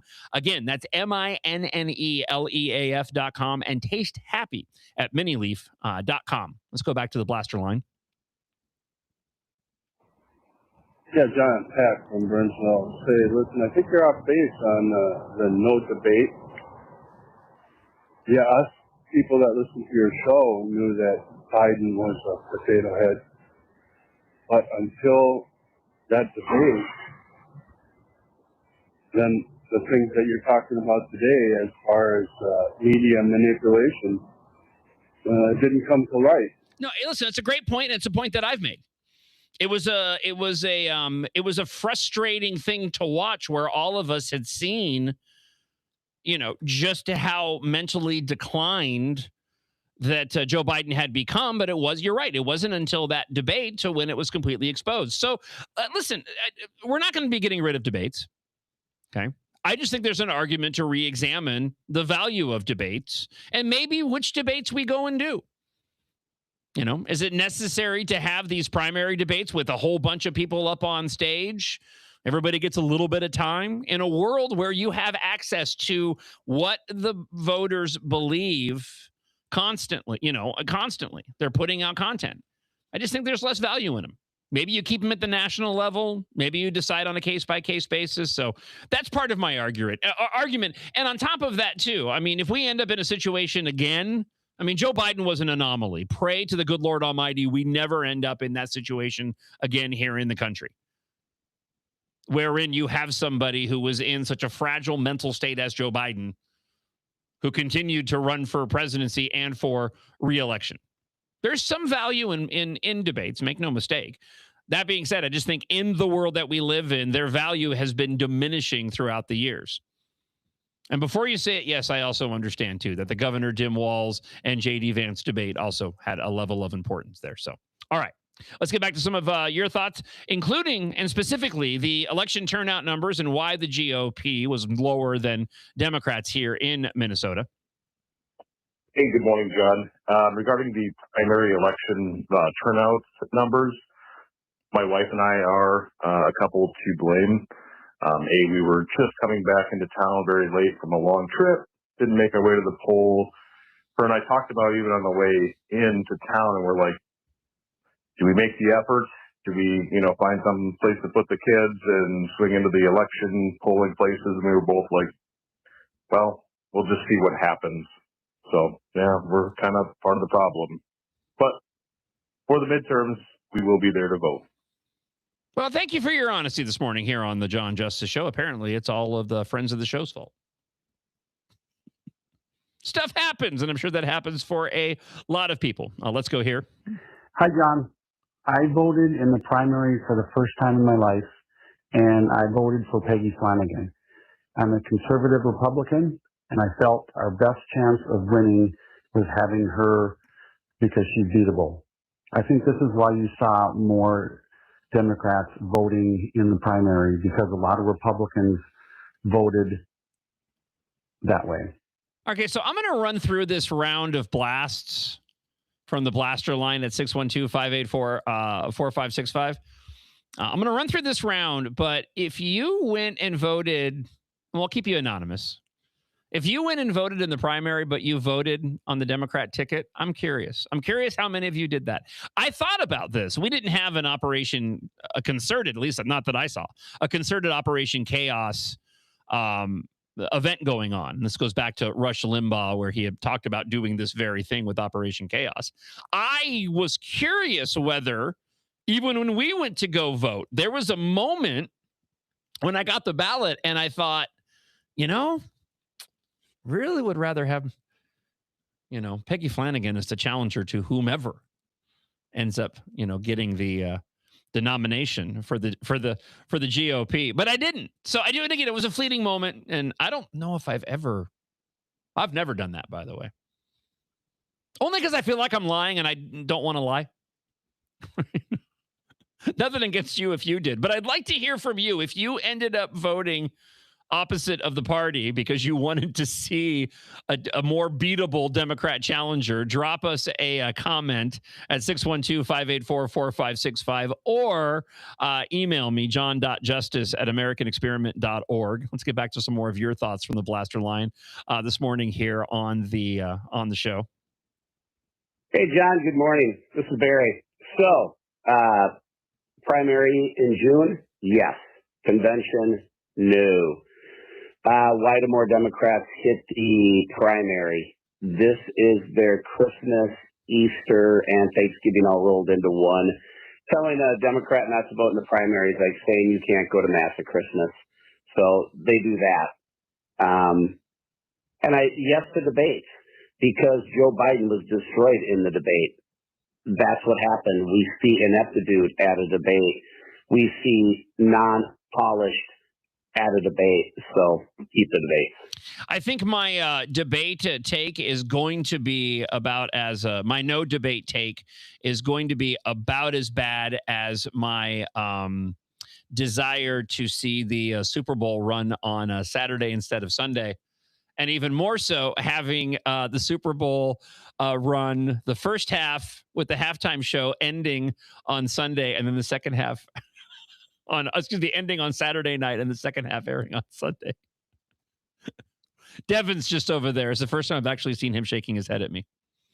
That's the worst idea you could have had. I know that's really bad. The splitting up of the game is really bad. I still do say that they should run the Super Bowl on Saturday. It's dumb that we run it on Sunday. Give everybody the opportunity to party it up, enjoy the game, and not have to worry about going in sick on Monday morning. Is there a possibility we can make it universal that Monday is like a holiday and everyone gets that? Or do that. I see that line of thinking. I would be on board with that. That to me would actually be a very patriotic thing. I mean, it's an institution. There's something incredibly patriotic about the Super Bowl. It is an institution. It's gotten woke over the years because the NFL has gotten woke over the years, but I do see your point. So maybe I should be a bigger advocate for make the Monday after the Super Bowl a holiday. Now, this is completely counter to next season because they're going to be running the first exhibition race for NASCAR on the Saturday before the Super Bowl. They're going back to returning to what they used to do, so I don't want my run it on Saturday night to come to fruition, and don't worry, it never is. You want to know why? Because I don't shadow run anything. I don't have that much power. Let's go back to the blaster line this morning. The reason that there were so many more Democrat primary voters is because they tend to vote in advance with the early voting and dropping off all of those ballots. And also, there was a sighting of busloads of voters coming, so they get solicited and brought in to vote en masse. Yep. So that's my opinion. That's why. I got an email, a friend of the show, Julie, so I'll get on board with this. How about presidential and governors debates only? Yeah, I can handle that. That works. We'll go and we'll split the difference there. Let's hear from a friend of the show, Wendy, on the blaster line at 612-584-4565. Good morning, John. I was working as an election judge and had an encounter outside of the suburbs of Minneapolis from the Citizen Justice League, where some people came in dressed in Muslim attire trying to vote or vouch for somebody who didn't live in the area. And I was just wondering if anybody else had been reporting those types of instances that happened at their polling location. Yes, I had actually heard that from several different individuals, and I saw a lot of anecdotal evidence of people commenting on that very thing on primary day. So thank you for the blast. The purpose of polls is to create a narrative for the audience, and they have nothing to do with elections. Well, they have a little something to do with elections because the polls are about the election. I do agree with you that they are now being used more to create narratives than they are anything else, but they are still about the elections. And this goes back to what Frank Luntz was saying, and I tend to agree with his commentary on that. And that's clear based off of how bad the polling has been. Let's get into a bit of this before we switch gears this morning here on the John Justice Show presented by American Experiment. Minnesota Republicans put electability before Trump. This is an article written by Walker Orenstein and Ryan Faircloth. The subheadline is, after 2 decades without a statewide victory, voters skipped polarizing contenders for governor, and the U.S. Senate nominated Lisa Demuth and Tafoya. And a couple of points they make in the article here, and I'll share with you some of my commentary.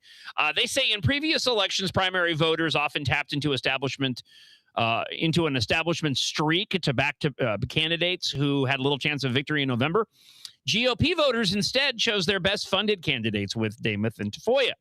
Republicans sent a message that in 20 years in the wilderness in statewide elections has grown tiring. This is according to Amy Frederickson, a GOP strategist and former Senate Majority Leader. Mark York, a Lake Wilson farmer who dropped out of the U.S. Senate race earlier this year, said the shift represented by Republicans is choosing pragmatism over purity. We all want to push for conservatism to the max, and whatever your core beliefs are, he said. But these results signal a wave of the Republican Party saying we are going to do what it takes to win. I push back a little bit on this. It's as if to say it's like this sort of in-between of these candidates not being conservative or as conservative as other candidates, and I just don't buy into that. And I'll give you the example here in just a second, because the article writers at the Star Tribune kind of lean into this thought as well. In the Senate race, the GOP endorsed a candidate, Adam Schwarzy, an ex-Navy SEAL who lacked a name ID and had a mediocre fundraising, according to the Star Tribune, failed to break through to primary voters.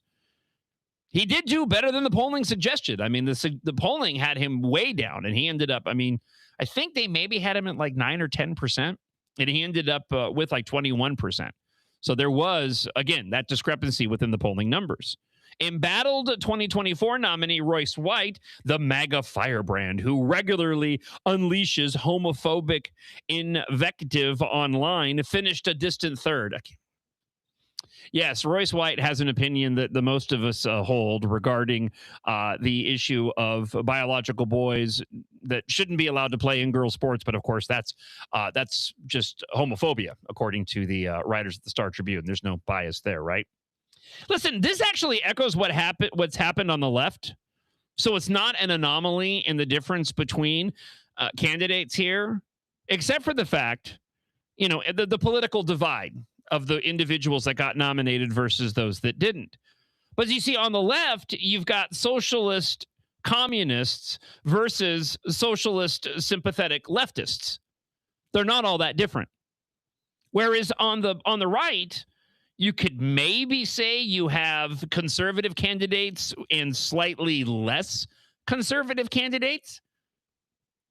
It's very similar to what's happening over on the Democrat side of things, on the Republican side of things.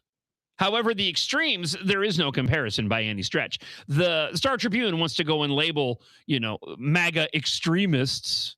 But the reality is, no, those views are mostly adopted by the majority of conservatives.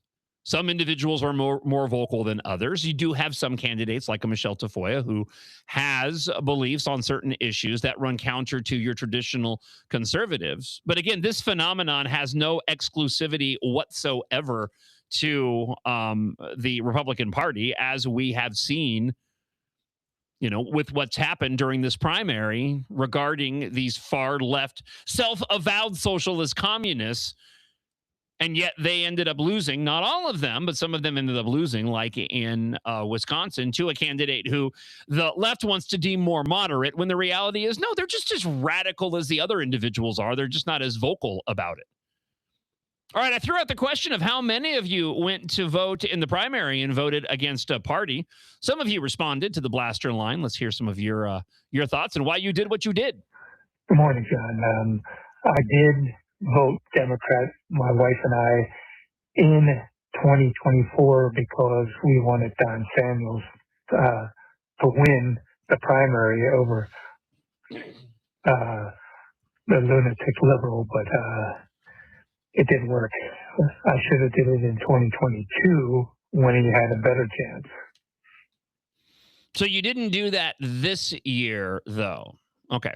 Thank you, though, for the comment at 612-584-4565. Again, 612-584-4565. Let's go and hear from Richard, his thoughts on this primary election this week. Good morning, John. With respect to the primary voting, I didn't do it this year, but in the past, I think the last two primaries, I'm in the 5th district, and I voted in the Democratic primary specifically to vote against Ilhan Omar because they had a credible candidate in those two primaries. This year, there was not one, so I didn't do it this year. I voted in the Republican primary. But I did vote in the Democratic primary just to vote against Ilhan Omar. Have a great day. Thank you for the comment this morning. I appreciate it. Hey, John. Me and my wife both voted for Crazy Peggy. We're both conservatives. She can be beatable. That was our plan. And it's a sound plan. 612-584-4565. All right, let me share with you a couple of audio clips before we go and shift gears. Laimi Klobuchar, okay? This was posted by her official account on X. Somebody had commented yesterday. I think we played it on the air, and I agree.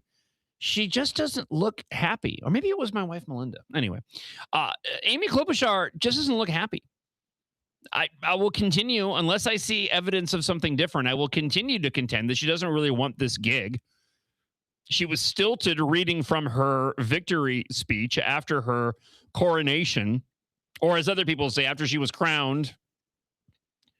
And even in this clip, which is being used by Democrats to promote her candidacy, I still don't hear anything genuine and authentic on top of the commentary that is utterly ridiculous. Mike Lindell, as you know, is Donald Trump's guy. He got Trump's complete and total endorsement. Mike Lindell may be Donald Trump's choice, but I want to be Minnesota's choice. And Lisa Demuth, you may have seen her advertisements recently, lots of them. Well, most of those ads are paid for by one person, one man, one billionaire who doesn't even live in Minnesota. And who does this guy want? He wants her in the governor's office. And while she may be this Wisconsin billionaire's choice, I want to be Minnesota's choice for governor. So, a couple of things on this. I want to go back to this whole ridiculous the money versus the many phrase. I will give the Democrats credit. They are so good when it comes to the terminology. I'm not going to lie. We eye roll. I will criticize this, but it's effective. It works among, you know, those green-haired, dyed voting goblins out there and those angry white liberal women. The money over versus the many works, even though it's utterly ridiculous. First off, though, on this clip, she doesn't refute anything that's in the claims.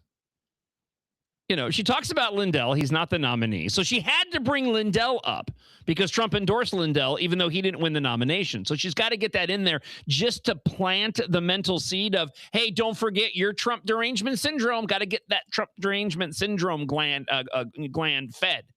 So she brings that up, even though Lindell's not a part of this equation anymore. And then when she goes and talks about Lisa Demuth, what does she do?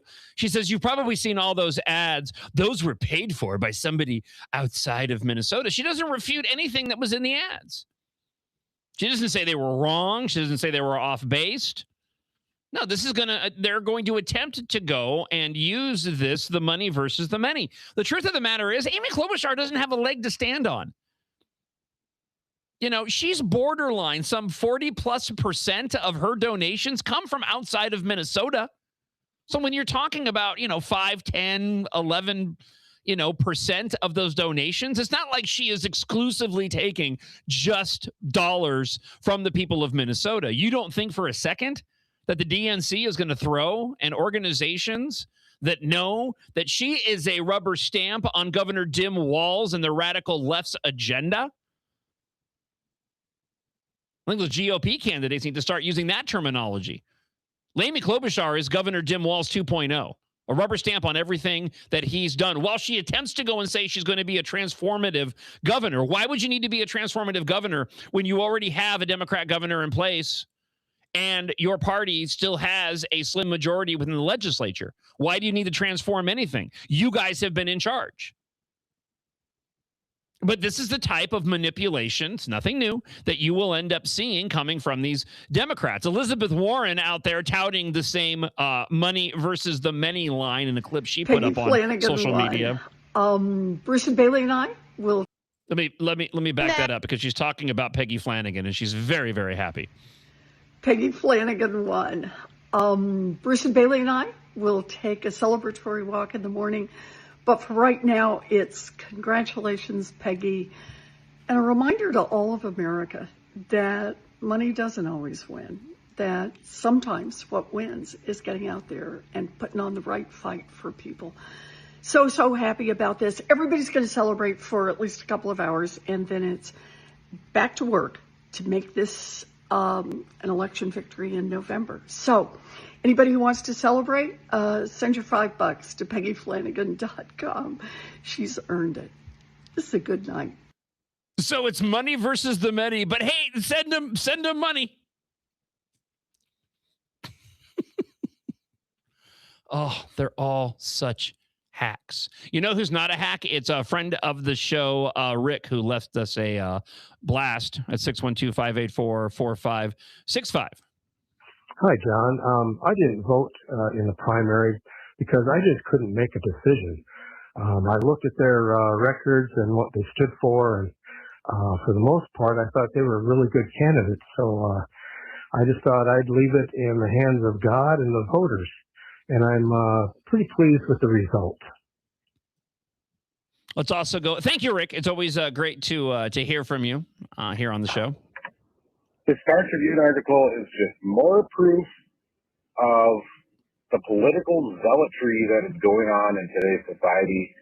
You can't have compromise. You can't have middle ground. Everything has to be all or nothing. And it drives me nuts how you have to be a purist in all aspects and all issues. I have a friend of the show, Susan, on X, posted. Not sure if I can listen to Amy K's grading voice clips every morning. So maybe we need to come to some sort of deal between the friends of the show and the show itself. See, I see value now in playing Amy Klobuchar's clips. Okay. She is the gubernatorial candidate. We're going to have to hear from her. I'm with you. Okay. It's nails on a chalkboard or worse to hear from her. But I also think that, you know what? There may be some inspiration in that. Maybe the more clips that we play of Amy Klobuchar on the show, the better the opportunity will be for her to be beat, because people will just simply go, we need to make sure she loses, because the last thing I want is for her to become governor and then John Justice and his show with American Experiment having to be in a position to play her ridiculous comments all the time. So maybe we go through some short-term pain now between here today on August 13th and November to play the Amy Klobuchar clips in hopes that she loses, so that we can ensure, at least do our part. Maybe that's what you should want. So we can come to some kind of deal, because unfortunately, this is just the reality that we are going to have to live in right now. All right, 612-584. 4565 again, 612-584-4565. Really quick, if you're experiencing any type of pain, sore muscles, sore joints, bad hips, anything that makes you groan when you stand up, the Triple Diamond Pain Cream at Mini Leaf, also along with their night gummies that you've heard me talk about, the Triple Diamond Pain Cream is an absolute game changer. You know, listen, if you're out doing activity, if you're golfing, if you're out doing yard work, right? Individuals who use this pain cream, and I've used this pain cream, I've dealt with this before, right? You put some in the areas where you're affected, where you're receiving that pain, and that pain goes away. It's available at minileaf.com. It can be delivered right to your door as well.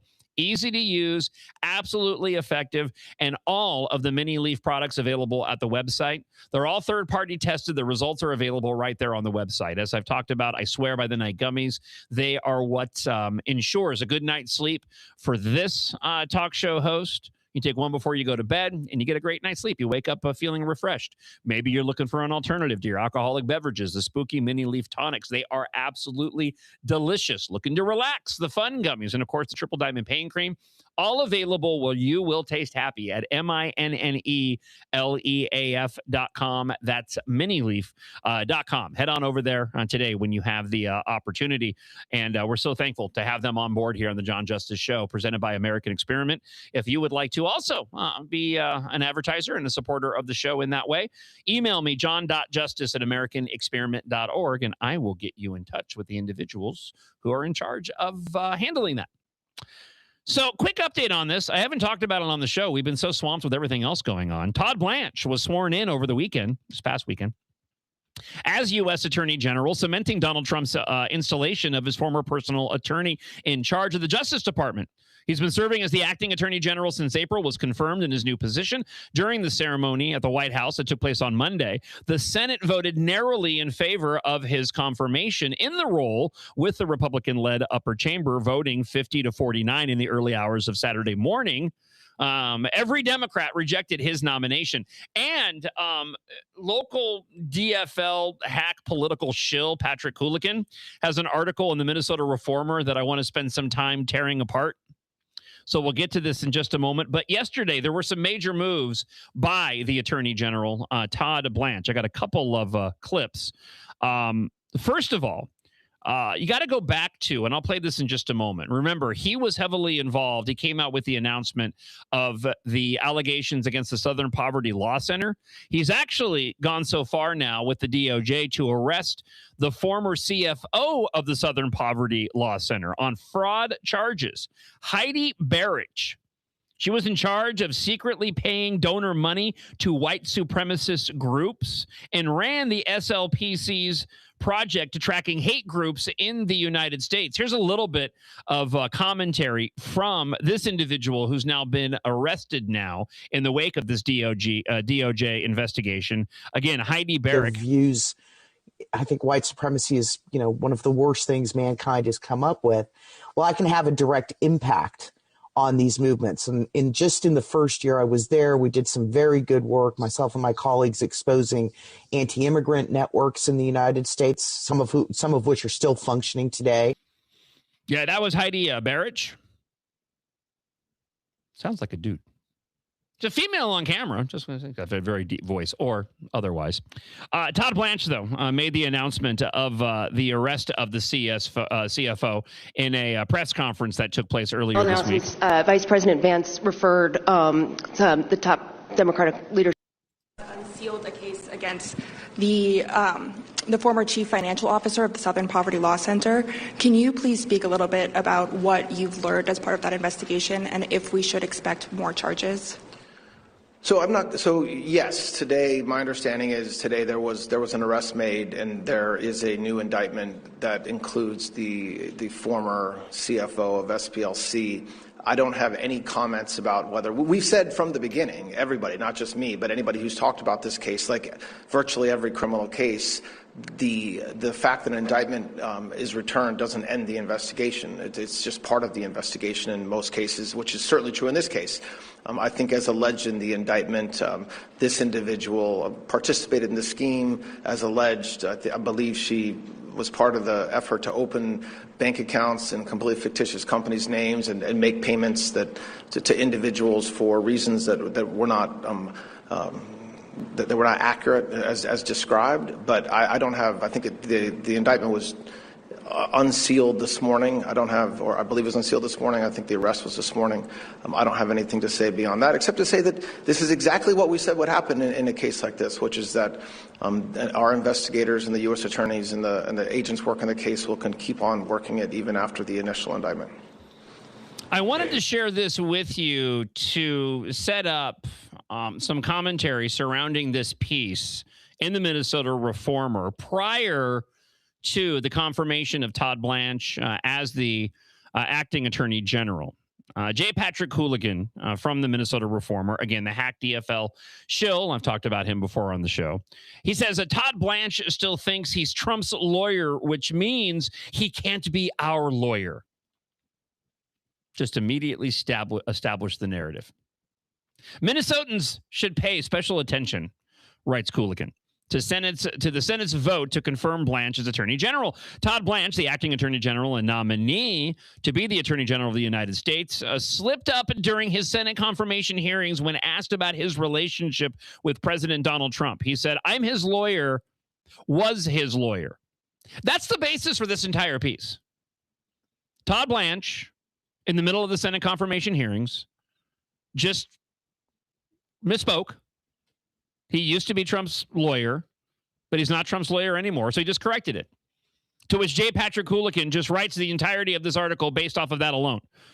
He says, oopsies, the attorney general is the lawyer for the United States government. We, the people, and his obligation is to the law and the Constitution, not his former client's lawless whims. Like, no quarter given at all, no leeway. You've got article writers over at the Star Tribune, like Rochelle Olson, giving all the leeway in the world to their party, to the alleged conduct of their elected officials, not, just saying, we don't believe the allegations, even though I'm going to slam the people making the allegations. You see this all the time. But of course, you get an individual who's aligned it all with Trump, hated by those on the left, does one slip of the tongue, and suddenly, oh my gosh, there it is. It's been exposed. He's not our lawyer. He's Trump's lawyer. He wants to destroy the country. He goes on to write, we've all become too aware of his misplaced priorities and and the allegations here in Minnesota. Blanche was Trump's criminal lawyer when the then ex-president was charged and convicted in the porn star payoff cover-up. So we're just checking off all the boxes now. It's like Eric from Brainerd, just hitting all the points, right?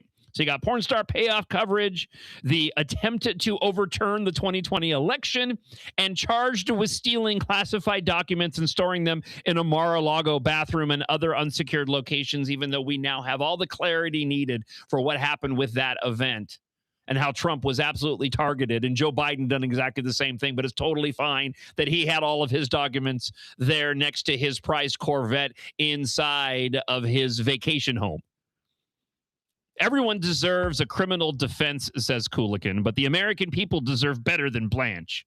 Last month, a federal judge in Florida released a scathing order over the Trump slush fund episode, during which Blanche negotiated a deal between Trump, i.e. his boss, and the government, i.e. his client. There's such pinkies up just oozing from articles like this, right? Feels like so much better than everybody else. The court determines that the plaintiffs improperly employed this lawsuit to justify a particular award in this matter, which was accomplished by leveraging control over defendants, she wrote. In other words, a sleazy deal.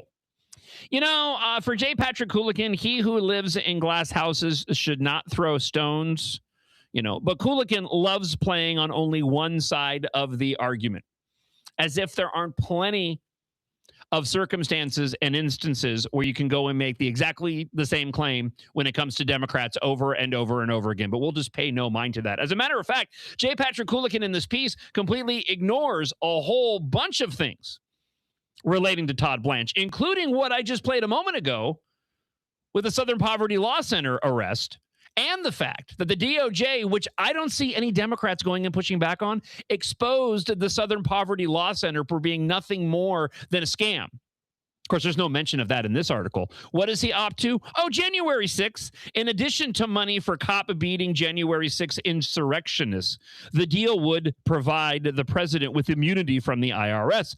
Closer to home, Blanche has been the attorney general and deputy attorney general in the Department of Justice and has failed to bring charges against any of the men responsible for the deaths of Renee Good and Alex Preddy and the shooting of Julio Sosis Celis. So again, we're just playing the hits, and maybe that's because there shouldn't be any charges brought against the officers relating to those different circumstances. As tragic and harmful as they were, all of those could have been avoided if the individuals didn't go and take to the streets at the urging of the very politicians that J. Patrick Coolican goes and supports, putting them in harm's way. And once again, as a reminder, the Minnesota Reformer itself just this week ran an article about how ICE is arrested and has arrested and deported more criminal illegal aliens in the month of July than since the start of any ICE operations under Trump. And we've heard no controversies whatsoever. Why? Because you haven't had Democrats out there urging people to go and get in their way. And when you don't have Democrats out there urging on the street insurrectionists to block lawful law enforcement, guess what happens? Lawful law enforcement is able to just go and do their job like they always do. There's no destruction to neighborhoods. There's no tearing down of communities. None of the public is at risk. The public is only at risk when you have individuals who are stupid enough to believe they're elected leftist politicians who encourage them to take to the streets and observe what's going on, which results in people not being able to control their base set of emotions that go and put them in harm's way, which leads to sometimes incredibly tragic events. But of course, none of that gets mentioned in pieces like this. He goes on to say, but at least the DOJ was chasing the real criminals, like Minnesota elected officials, including Governor Tim Walz, Keith Ellison, Jacob Frey, whose offices were sent wide-ranging subpoenas in an apparent criminal inquiry, which prompted a leak by the feds in an obvious effort to strong-arm the people we elected. He has no interest whatsoever in the accountability for the fraud and corruption here in Minnesota. It's totally fine for Democrats to go and launch all kinds of ridiculous investigations when it comes to Republicans, but heaven forbid Republicans ever go and do that to any Democrats at all. Then he talks about the federal judge appointed by President George W. Bush who quashed the subpoenas with gusto. Look, there's no surprise there. This particular judge, even though they were appointed by President George W. Bush, was an illegal, alien, sympathetic, TDS-suffering judge. In a word, he was absolutely biased.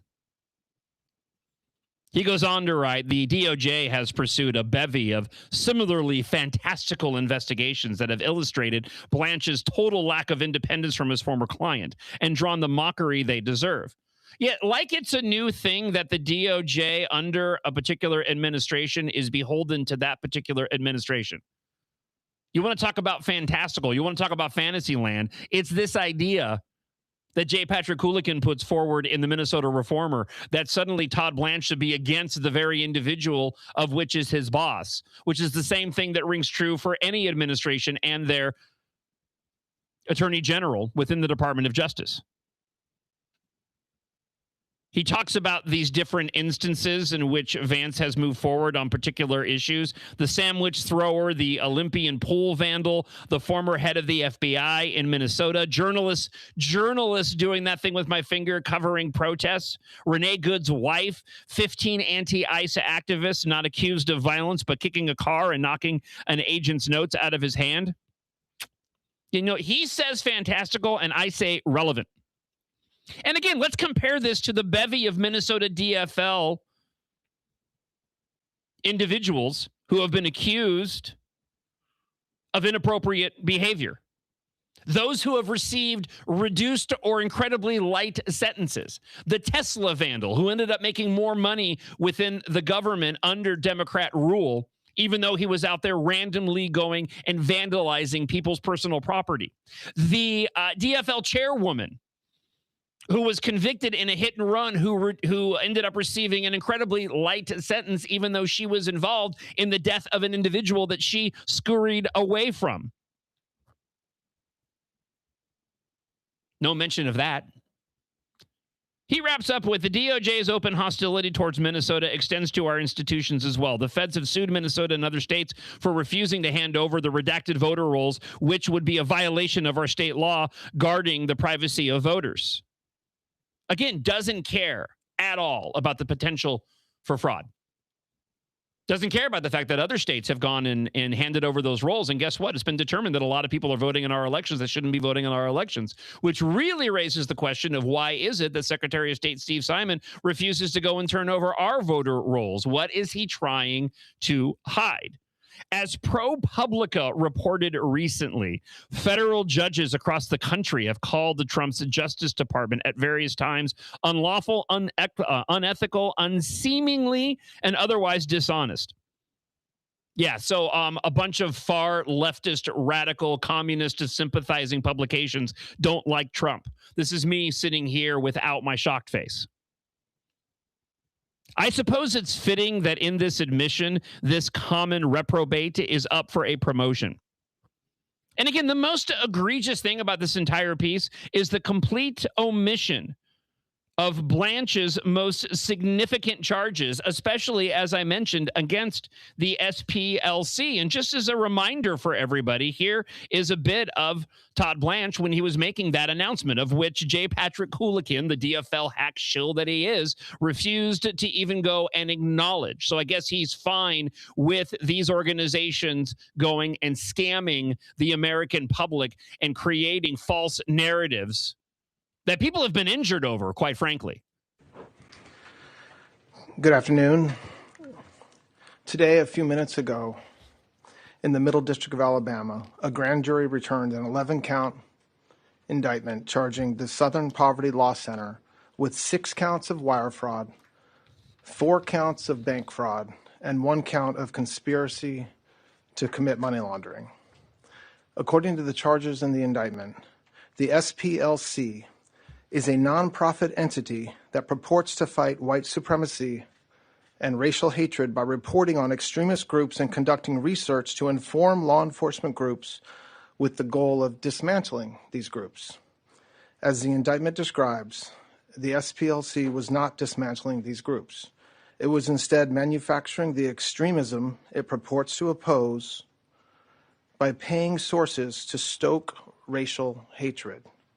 The indictment describes this conduct in detail, but one troubling example is that the SPLC was paying a member of the leadership group that planned the Unite the Right protest in Charlottesville, Virginia in 2017 that resulted in the death of 1 person and injured dozens more.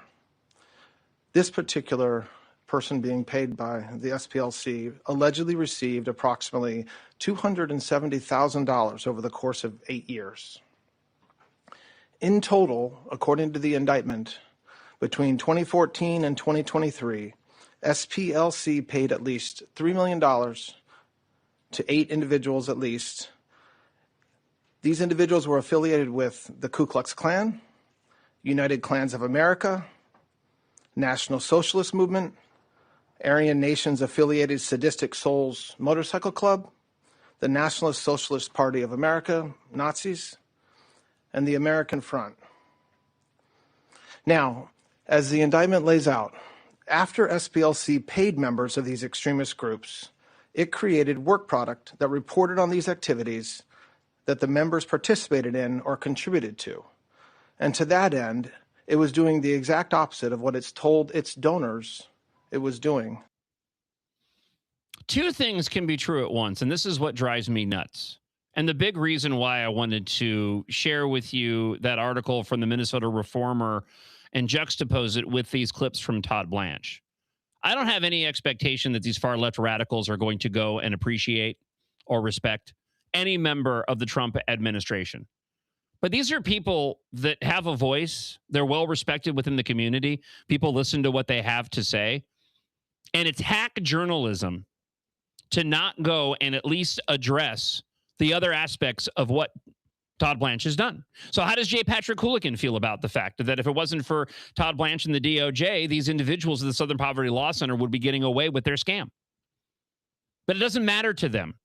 This is what their Trump derangement syndrome does to them. It makes them bias, shills, and hacks that perpetuate the false narratives of the Democrat Party. It's tragic. It contributes to horrible outcomes in elections. It contributes to the broken and the brainwashed buying into all of this. And it does a grave disservice to the people of Minnesota.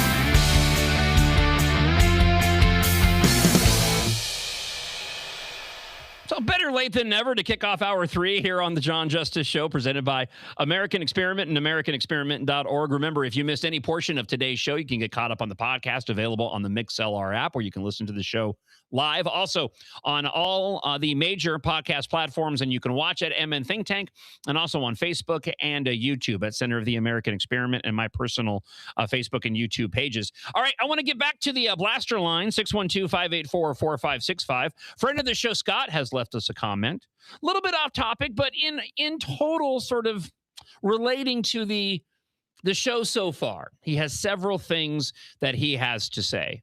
I don't want to give my prediction on the Scott Conn level because I've read some of the text here. So I'm going to blindly go. I'm going to not share my thoughts because I feel like it will be biased, but I will ask Devin. So Devin, he's talking about how he's right of center. He's very pragmatic, but he's also very concerned with extremist Republicans. Where do you think Scott lands today on the Scott Conn level? 4. Going to go with the 4? Yeah. All right. Devin says 4 on the Scott Conn level. Let's go ahead and find out, and we'll hear from a friend of the show, Scott. Good morning, John. I am a independent right-of-center person that is very pragmatic. And I'm telling everybody out there, the Republican purists are the ones that continue to make sure that we don't get over the top when it comes election day. Life has shades of gray, and if we're too far to the right, you're never going to pull in the independent voters that you need to tip the scale. We have some great candidates right now, and we don't need somebody that's been endorsed by Donald Trump because the left gets up in a fury to vote against him or anybody else that he supports. So let's be smart this time and win some political offices come November. Yeah, you were right in a 5. I mean, in a 4, but he hit a 5 on that one. He might have been at a 6 at one point. Yeah. So thank you as always, friend of the show, Scott. Always appreciate hearing your commentary. And again, 612-584-4565, 612-584-4565. If you want to leave a comment here on the John. Good morning, Justice Show. John. Dennis, Southwest Minnesota. I voted for the candidates, Mike and Michelle, for they're not politicians. They're not in there now. I didn't want to vote for the people that are in there now that are running. What are they waiting for to fix the fraud? You know, they're running on it and they're running on bash Trump. But what are they doing to fix the fraud now? Amy's such a hack. I don't know what happened to that woman, but she's such a hack. I always voted for people that can do the job. And this is crazy. Have a good day, John. Love your show. Bye. Thank you so much for the kind words. And again, if you want to leave a comment, 612-584-4565. That is the blaster line. Also, you can email john.justice@americanexperiment.org. Before we get into more immigration-related items, including the ICE agents could soon be wearing electric shock gloves. There was a tragedy that took place yesterday. I just want to get you an update on. 3 people, this comes from Fox 9, 3 people, including a child, were found dead at an in-home daycare in Hopkins. The deaths are believed to be the result of a domestic violence incident. The father suspected of killing the mother and daughter before taking his own life.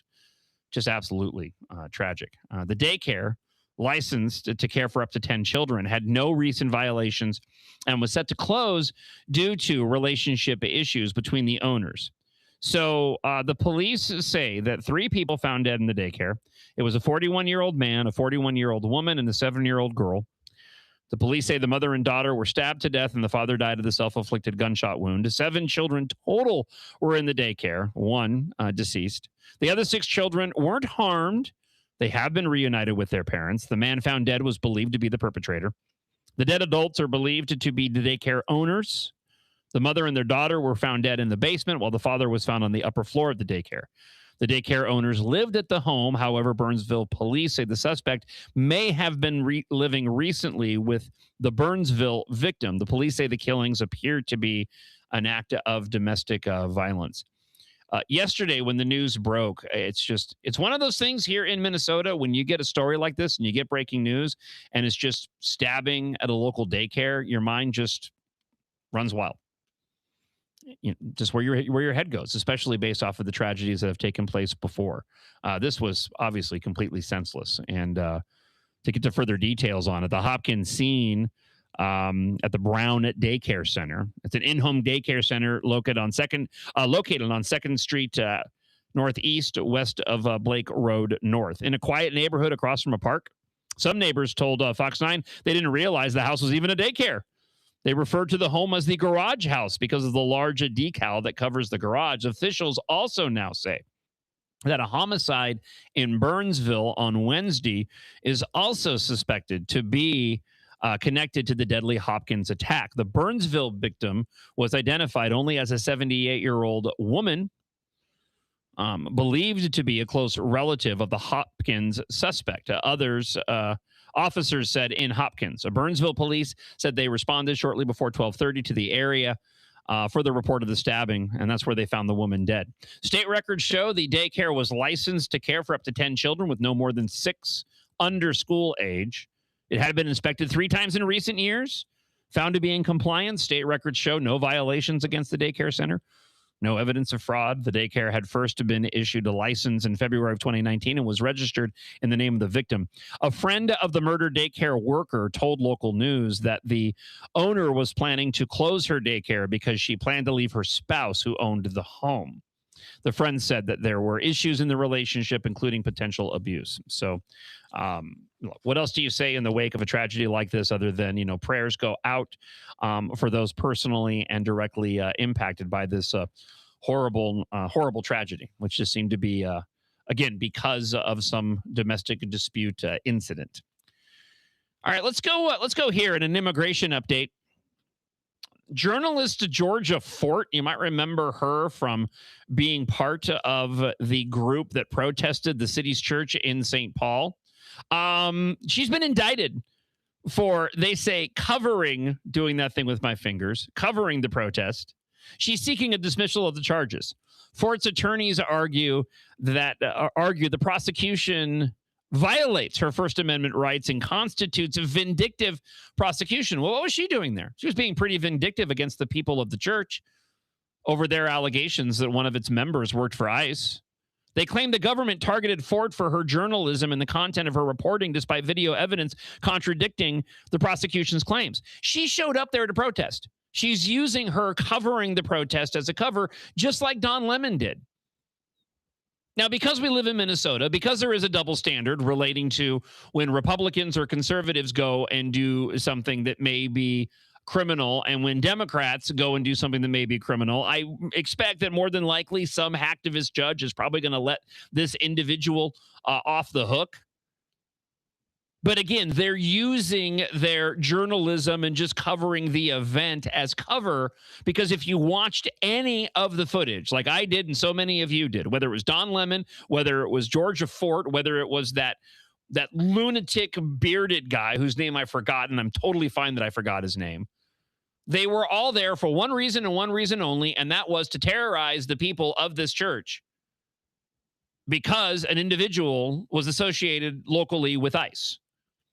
And just feel free to go back in your mind and think of the commentary that I just did a moment ago regarding the Minnesota Reformer and that J. Patrick Coolican piece about how all of this would have been avoided. These people had just gone and stayed home.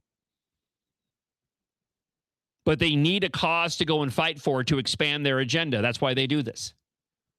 They're not going to be rational. They're too lazy to go and just push policy, just support candidates, live their lives normally. Nope. They need to go and appeal to their broken and brainwashed supporters who get a rise out of this, who donate money when they go out and act like a bunch of protesting lunatics. And this here was another example of that. These charges were absolutely appropriate. They were there to terrorize the church. That's it. Whether they were reporting on it, they were reporting on their own terrorizing of the church. And I hope a judge does not let these individuals off.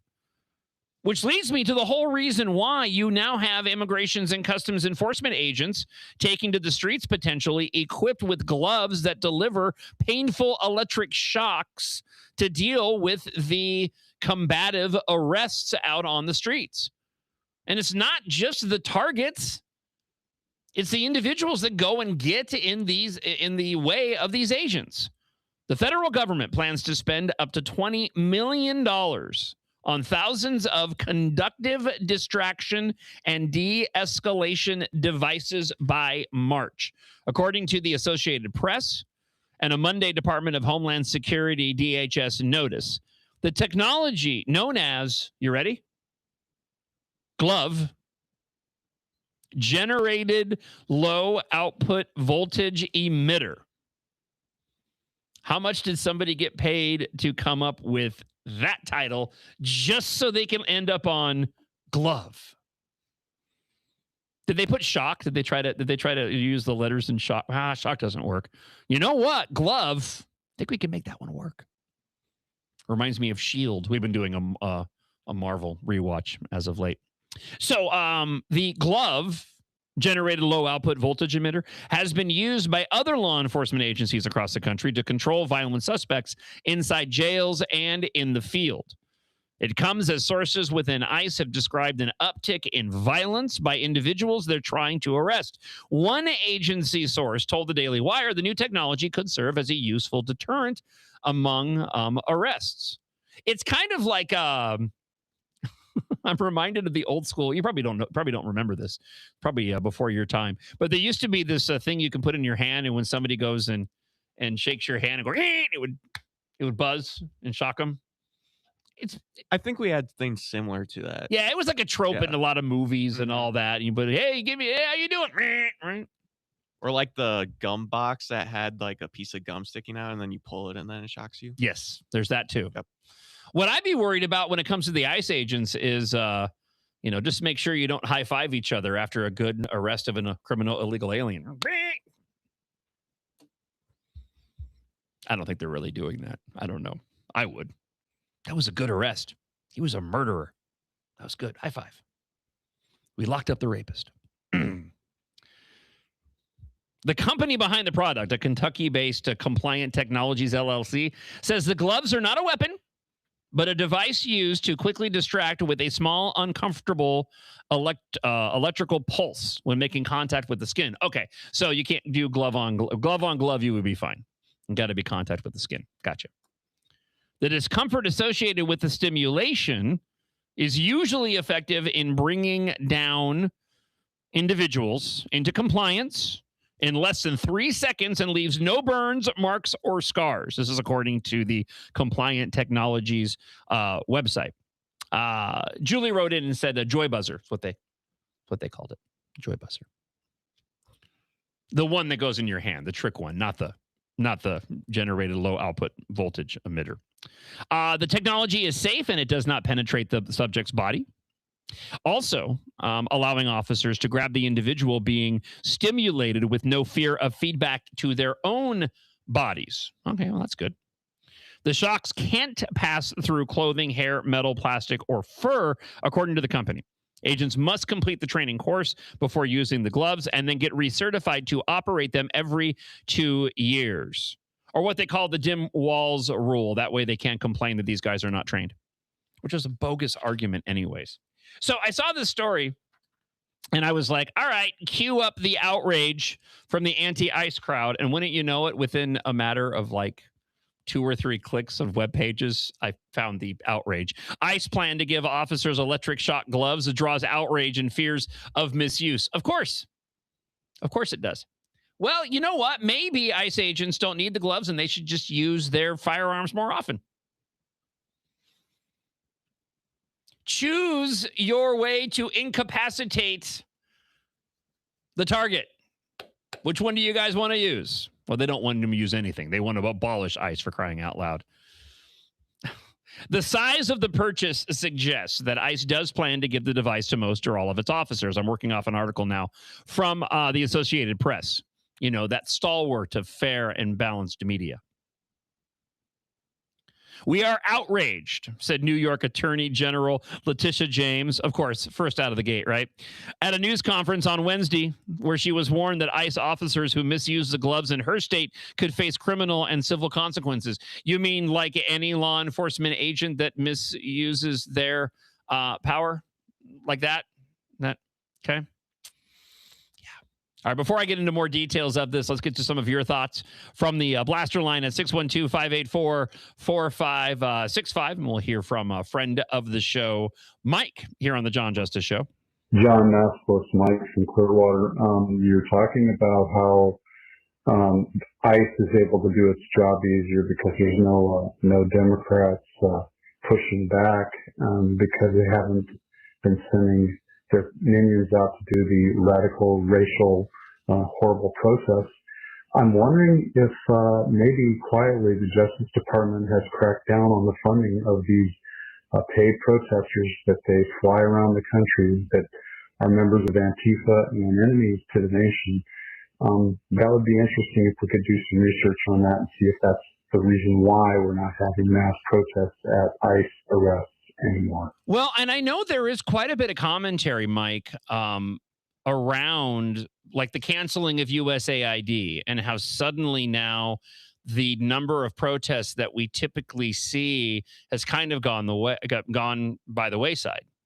I'm not the first person to go and mention this. Other conservative commentators have talked about this, and they actually have more knowledge than I do on the subject. But they've been keeping track of what we typically see, especially when we get into the spring and summer months here in America, of these protests that take place across the country. And this year, there's been a lot fewer of these protests. Now, relating to Operation Metro Surge, there's an argument to be made that if this is true, that there was government funding that's been cut off by the Trump administration in the wake of his second term, that perhaps this has led to the decrease in these protests. So why did Operation Metro Surge take place? If there were individuals, and we know not all of them, but there were individuals within Operation Metro Surge that were taken to the streets that were certainly being paid. As a matter of fact, there were prominent activists in Minneapolis that admitted as much. That Lavish, I can't remember his last. He goes by Lavish Mac, I think is his name. Just this lunatic who's made a name for himself and it's been very lucrative for him. He was on a show over the course of the past couple of months talking about the amount of money that he was getting paid. And as a matter of fact, the show host on the podcast was lamenting the fact that he didn't get paid as much as Lavish Mac did. So when it came to those protests, it could have been there was still money left over in the coffers of the organizations that were funneling dollars to these protesters taking to the streets. And that could be one of the reasons why you saw Operation Metro Surge take place. But then since then, it's all calmed down. I think another aspect of this, too, is that the Democrats have put their sights on someplace else. ICE served as a useful tool at the time. But now that we were getting closer to the primaries, closer to the general, even the left knows that when it comes to illegal immigration, this is an issue that crosses party lines. Not with everybody, but it is.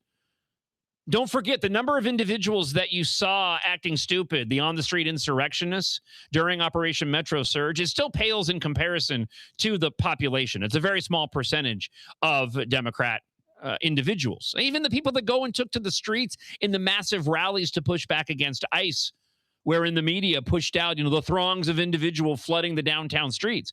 I remember doing commentary and looking at the data where that was a fraction of the population here in Minnesota. It's made it seem like it's how the majority of individuals feel, but it was not reflective at all of the majority opinion. So I think when it comes to Democrats, it was no longer politically expedient for them to continue to go and push for individuals to get in the way of ICE operations. And again, that's been shown when it comes to the July numbers and the number of criminal illegal aliens that have been arrested by the Trump administration. So there may be a funding issue, but it could just be a shift in tactics because the left isn't dumb. And they end up pushing these particular false narratives at times when it is most convenient for them politically speaking. Getting back to the protests over these gloves, I had a email that came in from a friend of the show, Tammy. She says, I would be careful using the glove on seniors. It could act as a defibrillator and it could reactivate them. Yeah. Okay. The seniors like to go out there and just protest with their stupid signs. They just like to be bodies, the NPCs out there. Most of them aren't getting involved in the on-the-street insurrectionist activity. No, those are the those are more of your Antifa types. All right, let's go back to the blaster line at 612-584-4565. Friend of the show wants to comment on friend of the show, Scott, and his comments at the top of the hour here on the John Justice Show presented by American Experiment. Morning, John. One of the things Republicans could do to get over the hump, as I don't know what the full end on the Scott Con level or whatever that is really hit the economy, as in the consolidation of everything in our economy, the monopolistic practices of every industry being consolidated, driving down competition, which drives price up, and it drives employment down, and leads to everything being offshored. if the Republicans would just start working on that, along with all the other things, obviously the terrible stances by the Democrats supporting the fraud and all of that, and the education and the insane communism, like, yeah, go after that, but start talking about the things that we need to fix in our economy and our. Let me stop you here, because this is a similar refrain that I hear from a lot of individuals, and that is people that say, and there's nothing wrong with it, right? You make a lot of valid points, but saying that this is what the Republicans need to do. They need to focus on A, B, C, and D while doing all these other things. And I don't disagree. Don't forget, though, most Republicans are doing that. Most of the candidates are doing that. The problem is they don't get amplified by the left-wing media.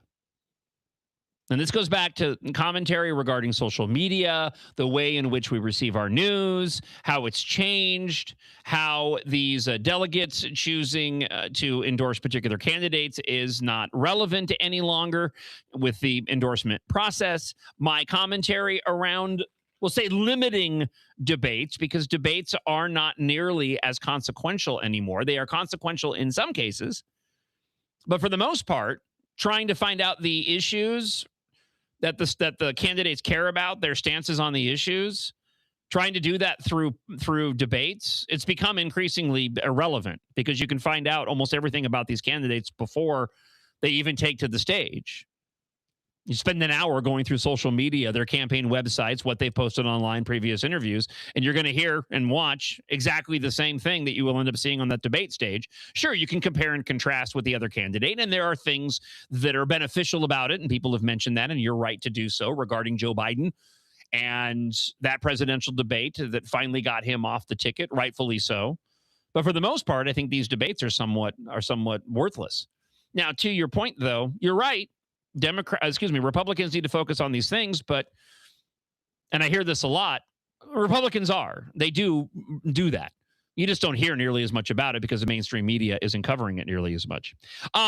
Just one more last point on this, and we'll move over to some other issues, get to a few more of your thoughts from the Blaster line at 612-584-4565. The Department of Homeland Security, ICE's parent agency, issued a statement that did not mention the product specifically or explain why it was chosen. While the devices are marked as non-lethal and safe for the heart, there is a pending lawsuit. This is so funny. So the Associated Press tossed this in because it is a completely biased news outlet now.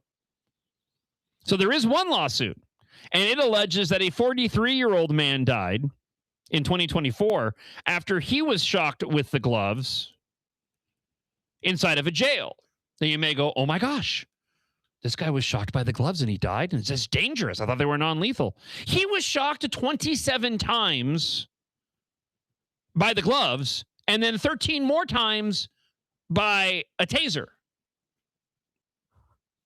Not exactly the example that you should probably use if you're pushing back on the gloves.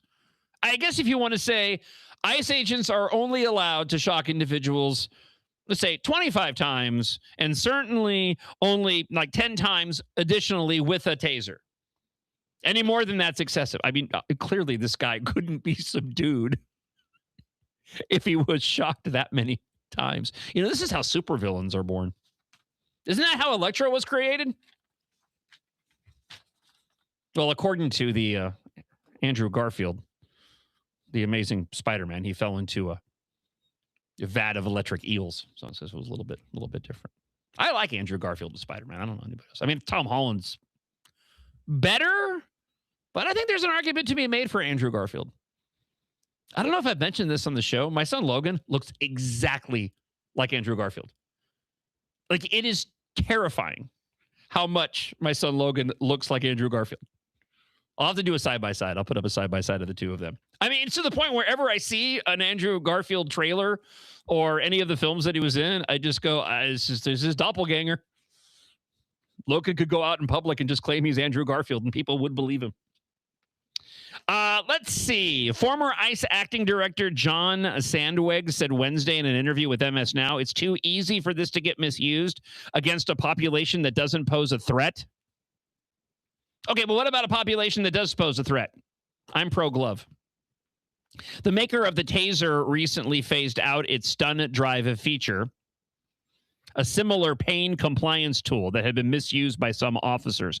Michael Mannheimer, a law professor at Northern Kentucky University who's written about police use of force and issues federal law enforcement operations, agreed the gloves raised concerns about the officers using disproportionate force.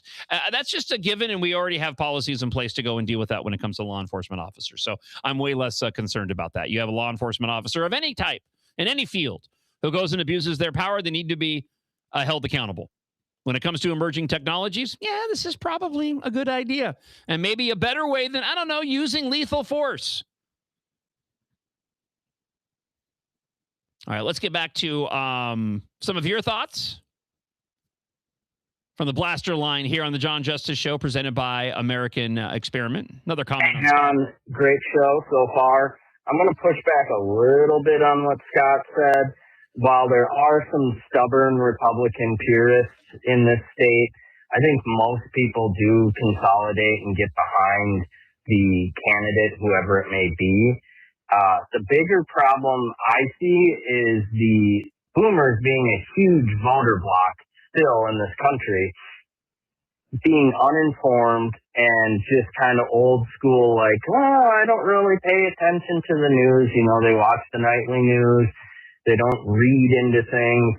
They don't know what's going on, actually. And they're just like, well, I've been voting Democrat since the 50s, so why not? You know, and that's an even bigger problem. There are people who just have no idea what's going on, and they're just like, well, status quo, I guess. You know, unfortunately, I think you described most voters. We'll bring up the Joe Biden debate again. I'll never forget how I was in California. I was traveling at the time.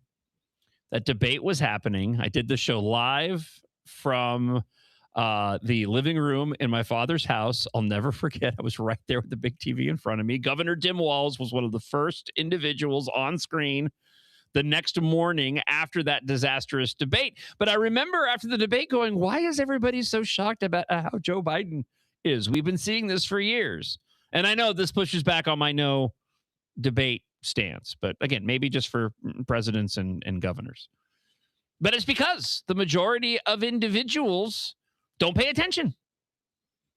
They buy in, and even if they were paying attention to the mainstream media at the time was completely ignoring Biden's blatant cognitive decline. Let's get back to some more of your thoughts. Good morning, John. You know, I love hearing Scott's blasts. I always look forward to them, generally agree with him. And I do agree that we can't be purists because then we won't get anybody on the right elected, and then we'll keep having the far leftists ruling the state of Minnesota. That said, the farther left they go, the more extreme they claim the right is. Yep. So that's my only beef with what Scott said. And even though it doesn't sound like it, I'm probably, you know, at a level 5 with my feelings about that. So there we go. Well, as we, for the final segment of the show, I want to switch some gears here. The DFL's Agriculture Committee co-chair says that Minnesota farmers have never had it so good. I have been sitting on a Gone Green stack that you do not want to miss, by the way. Okay. I've been sitting on this Gone Green stack now, I think, since we started the new show here at American Experiment. So I want to get into some of this ahead of tomorrow's Freedom Friday. Before we do that, though, I want to take just a moment. I want to peruse some of the blasts that have rolled into the blaster line at 612-584-4565. I've made an edit of the latest track from the house band here at the John Justice Show, the AI Overlords, and it certainly relates to everything that we've been talking about. Media manipulation, the broken and the brainwashed on the left, the people out there, the too many individuals out there who have been drinking the communism Kool-Aid.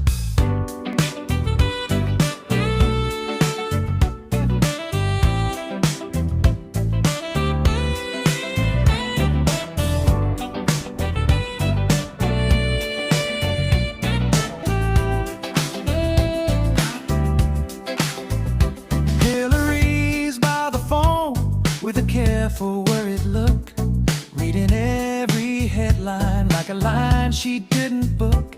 She sees the banner shift, she hears the easy cheer, and the whole old playbook starts to fog up in the rear. Now the table's turning slow, with a polished, patient glow. Everybody in the room feels the current start to grow. Communism Kool-Aid, sipping by the poolside. Communism Kool-Aid, say it with a straight face. Voters in the cool shade, passing cups around the parade. Communism Kool-Aid, and nobody knows what to say.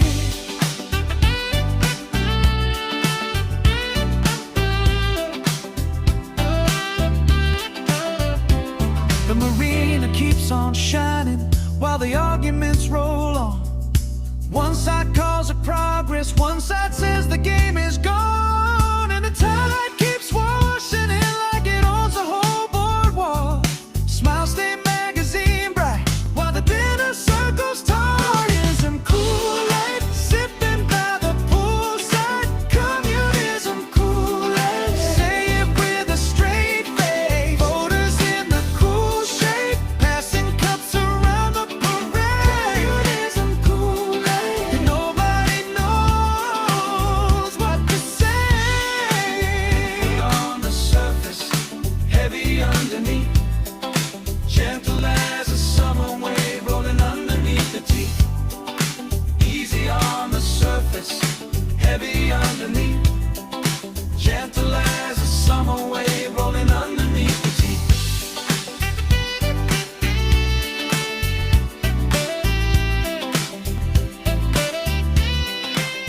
That song has no business being as good as it is. It just no business being as good as it is. As soon as that saxophone hits, it just makes Right. your day 10 times better. Right? The AI overlords here on the John Justice Show and Communism Kool-Aid. I'm so glad that I'm not a musician. It was funny. I played the I-35, the Scooter I-35 song a few days ago. We had Josiah Padley in talking about the school supplies, and I think we were playing it in the run up to when she joined us on the couch here in the American Experiment studio. She was like, "This is artificial intelligence." Yeah, it was an absolute jam. So, you know what we ought to do with that, by the way, maybe for a Freedom Friday. I was thinking about this. These are fun to make.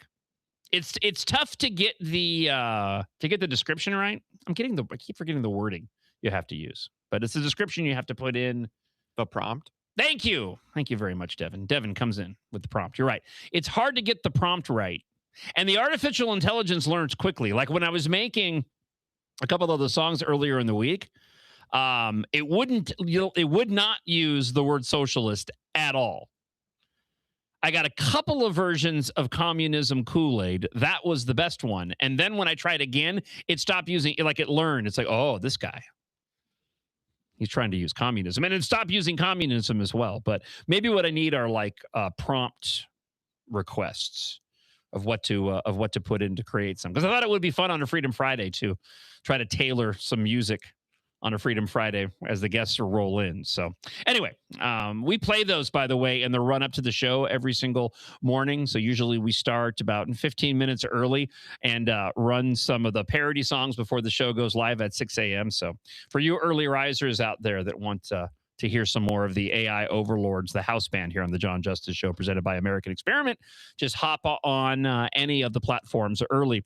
So John Phelan here at Center of the American Experiment did this write-up recently. The Minnesota DFL claims that farmers are struggling under Trump's administration due to tariffs, which have increased the cost of equipment, fertilizer, and other supplies. However, Representative Rick Hansen, the DFL's Agriculture Committee co-chair, observed many new trucks at Farm Fest, and he suggested that farmers are doing well. They don't stand by any of their claims. This is a really, really good example of how on the left, they do not stand by that which they say that they're concerned about, say that they care about. Because there was tons of commentary from FarmFest about how, the farmers are suffering. And there is, don't misunderstand, there is some difficulty going on. But as somebody that does this for a living, I can tell you firsthand that there has not been an abundance of stories coming out of our agriculture divisions, our farmers here in Minnesota, who have been expressing their frustration over it. I know there are difficulties out there. I get it. I'm not saying there's not. But in terms of just the major impact on our farms, there certainly has not been a major push by farmers or news media outlets to cover any of that.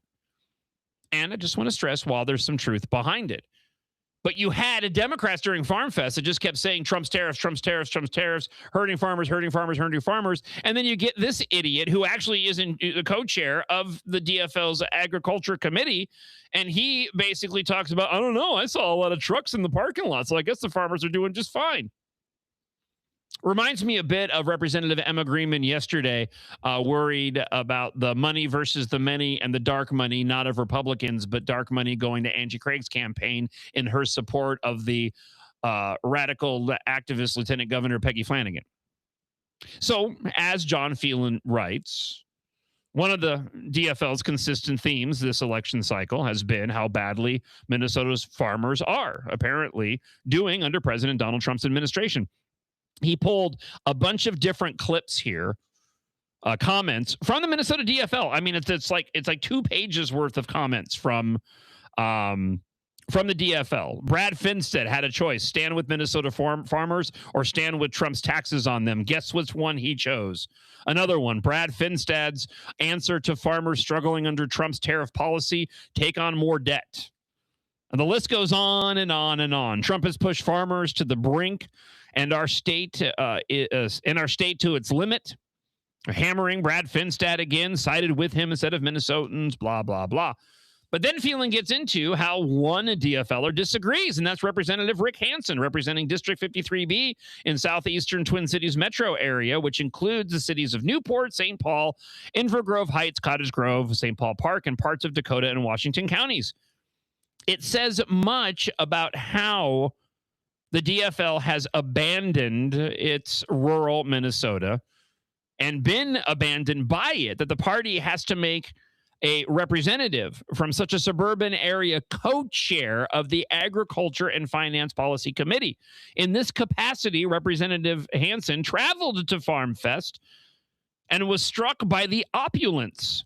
For all the farm troubles, doing that things with my fingers, lots of new pickup trucks at FarmFest parking lot. Lots of American flag of new pickup trucks. Interesting. Now, you know that this is really important because Representative Rick Hansen used a whole bunch of emojis in his post.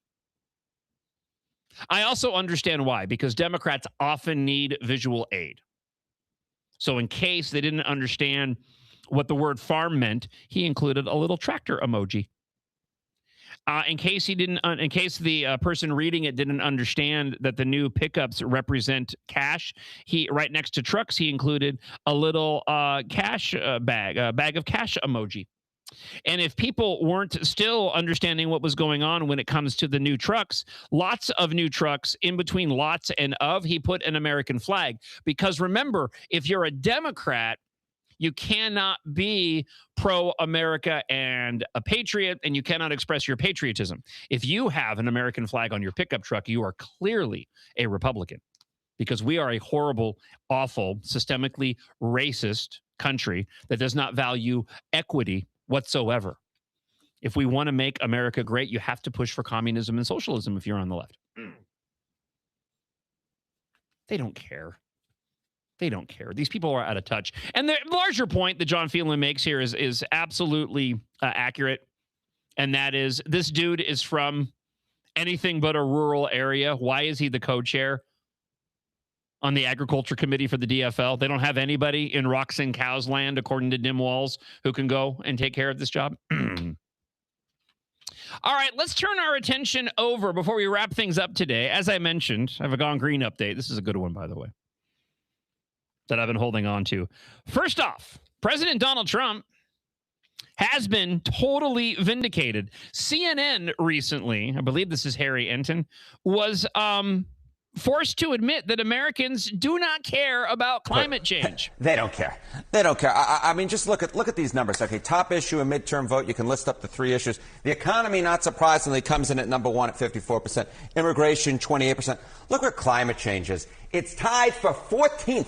Tied for 14th, all the way down here at 3%. Johnny, I'm not the greatest mathematician in the world, but I sure as heck know that 54% is a whole heck of a lot higher than 3%. So despite the climate being so warm in the month of July, the hottest month on record here in the United States of America, the voters simply put do not say that climate change is going to be an issue in which they vote upon in the midterm election. And how much people are concerned has been changing over time. Yeah, I mean, this is, I think, the other thing, which is, how much concern is there when it comes over time? And you see this 3% here, and you can see these slides right here. Say climate change is a very big problem. In 2016, it was 40%. It was 40%. Look where we are in 2026. It's 39%. It's 39%. Now, Johnny B., you're talking about change.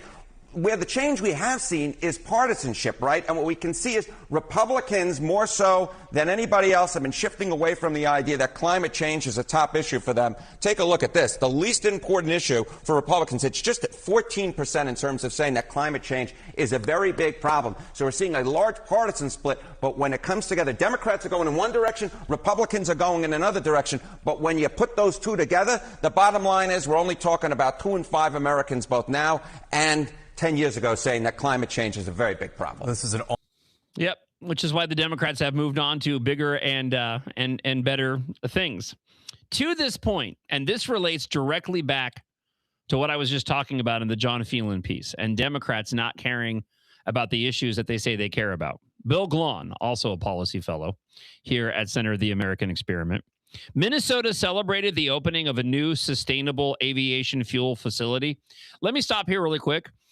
Sustainable aviation fuel those 3 words should never be combined together. Okay. It's not sustainable. It's not what airplanes need to run on. It'll destroy our airline industry if we were to move towards sustainable aviation fuel. And make no mistake, if there were Democrat control and they pushed for a majority of the airlines to use the sustainable aviation fuel, don't think for a second that all of the Democrat electeds flying all around the world will still be using the conventional fuel because it's more cost efficient, it's more efficient, and not nearly as expensive. There's nothing sustainable about sustainable aviation fuel. That being said, the Democrats would even agree with me, and here's the reason why. So there's a new sustainable aviation fuel facility. It has support from businesses and political leaders. However, the state is simultaneously suing the refinery for climate fraud, raising the questions about the effectiveness of this approach. Bill Glahn writes, think renewable jet fuel made from agriculture products rather than crude oil. The location was the Flint Hills Pine Bend oil refinery in Rosemount. It brought in big names, and he quotes some pieces of this article from KARE 11. Delta Airlines put out a press release and sent a president to the event. U.S. Representative Brad Finstead was there. KARE 11 report includes a quote from Amy Klobuchar. She and Tim Walz appear to have forgotten the fact, though, that the state of Minnesota is actually suing this same refinery by name for the alleged tort of climate fraud. Notable by his apparent absence was State Attorney General Thief Ellison, who filed the lawsuit back in June of 2020 in state court in Ramsey County. The document reads like an artifact from a lost age. Over the past 6 years, the case file has accumulated 258 documents. A handful of court hearings take place every year, with 4 lawyers from the Attorney General's office actively working the case. The last hearing took place on July 2nd. Earlier this year, the state lawsuit generated a countersuit by the feds. You, the taxpayer, pay for the state's lawyers. You, the energy consumer, pay for the refinery's lawyers. How are we better off, writes Bill Glahn. The refinery is one of the state's largest employers. This pointless lawsuit must rank somewhere on the list. If you really do care about climate change, it would seem that the positive reinforcement on display last month at the ribbon-cutting ceremony would do more good than endless lawfare. They do not care about that which they say they care about. It's all about political expediency. That's it. Hypocrisy be damned. Hypocrisy, the left doesn't even know what the word means, and if they do, they simply do not care. They feel they are the righteous, they are the just, everything that they do is correct. Even when they're being hypocrites, it's done for the better good of the people. On a lighter note, this cracked me up. This goes back to, let's see here, August 1st, so, about 2 weeks ago. Sven Sundgaard, he now works over at Bring Me the News as a meteorologist. So he has this lengthy piece here when the weather was hotter a couple of weeks ago. He says, July was brutal in Minnesota, but the numbers show how much climate change is to blame. I'm like, oh, okay. Do tell. And he writes, for the record, from record heat up north to the state's worst air quality ever, okay, the meteorologist breaks down the brutal month and says it has the fingerprints of climate change all over it. Well, the air quality came from the lunatics in Canada, and I'll get to that in just a moment because I actually have a little bit of myth busting on those wildfires.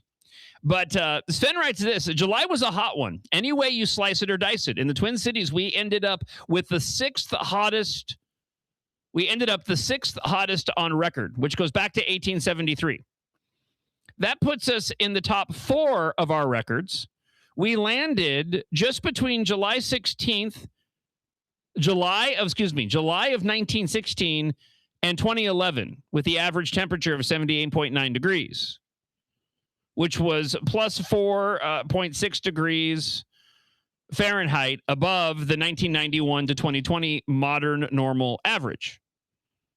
Some severe storms up to 4 inches of rain in the Minnesota forecast. Now, the piece continues to go on, talking about temperatures across the state, average plus 3 to plus 6 degrees Fahrenheit above normal, which is a huge amount. Quick statistical analysis shows that July temperatures have warmed 2.1 degrees over the past 50 years. It may not sound like a lot, but remember, that's most of the standard deviation increase, blah, blah, blah, blah, blah. He refuted his own data. So we were in the top 4, top 6. We landed between 1916 and 2011, which just goes to show that we've been this hot before. But yes, climate change is to blame, everybody. It's been happening since 1916. Oh, sure, it went down a bit, right? And then it kind of came back up, and then it got hot again, and then it went down again. But we're back there again, and it's clearly because it's climate change. It's just on a really long timeline. How do people write this and then not see that they actually refuted their own claims? I immediately noticed if you're in the top, if you're not at number 1, if it's not the hottest it's ever been, and the hottest it's ever been with a level of consistency, then how can you go and blame it on anything other than Earth cycles? Especially when you go back to say, we've been keeping records for, what was it? What did he say here? 1873? We've been keeping records?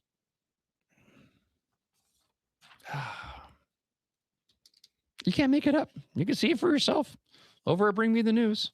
No, it's not climate change. It's just hot like it was back in 1916 and got hot again, and it'll probably cool down. And I'm sure there will be some other leftists in whatever form of media they're using. There'll probably be those clear screens that you see in all the futuristic movies and whatnot, or the newspapers that actually have moving screens on it or whatever. And it'll be some other hack there going, you know what, boy, climate change continues. It's the warmest it's been since going back to August 1st of 2026. And it's all because of global warming. The Minnesota Reformer has another piece. I won't go through all of it. I just want to share with you the takeaway. This is the headline. We've made progress against big tobacco. We can do the same with the latest batch of bad air. He talks about his grandfather Grandfather always told me I don't want to go by the lungs. Those were his words for telling me he feared dying due to lung failure.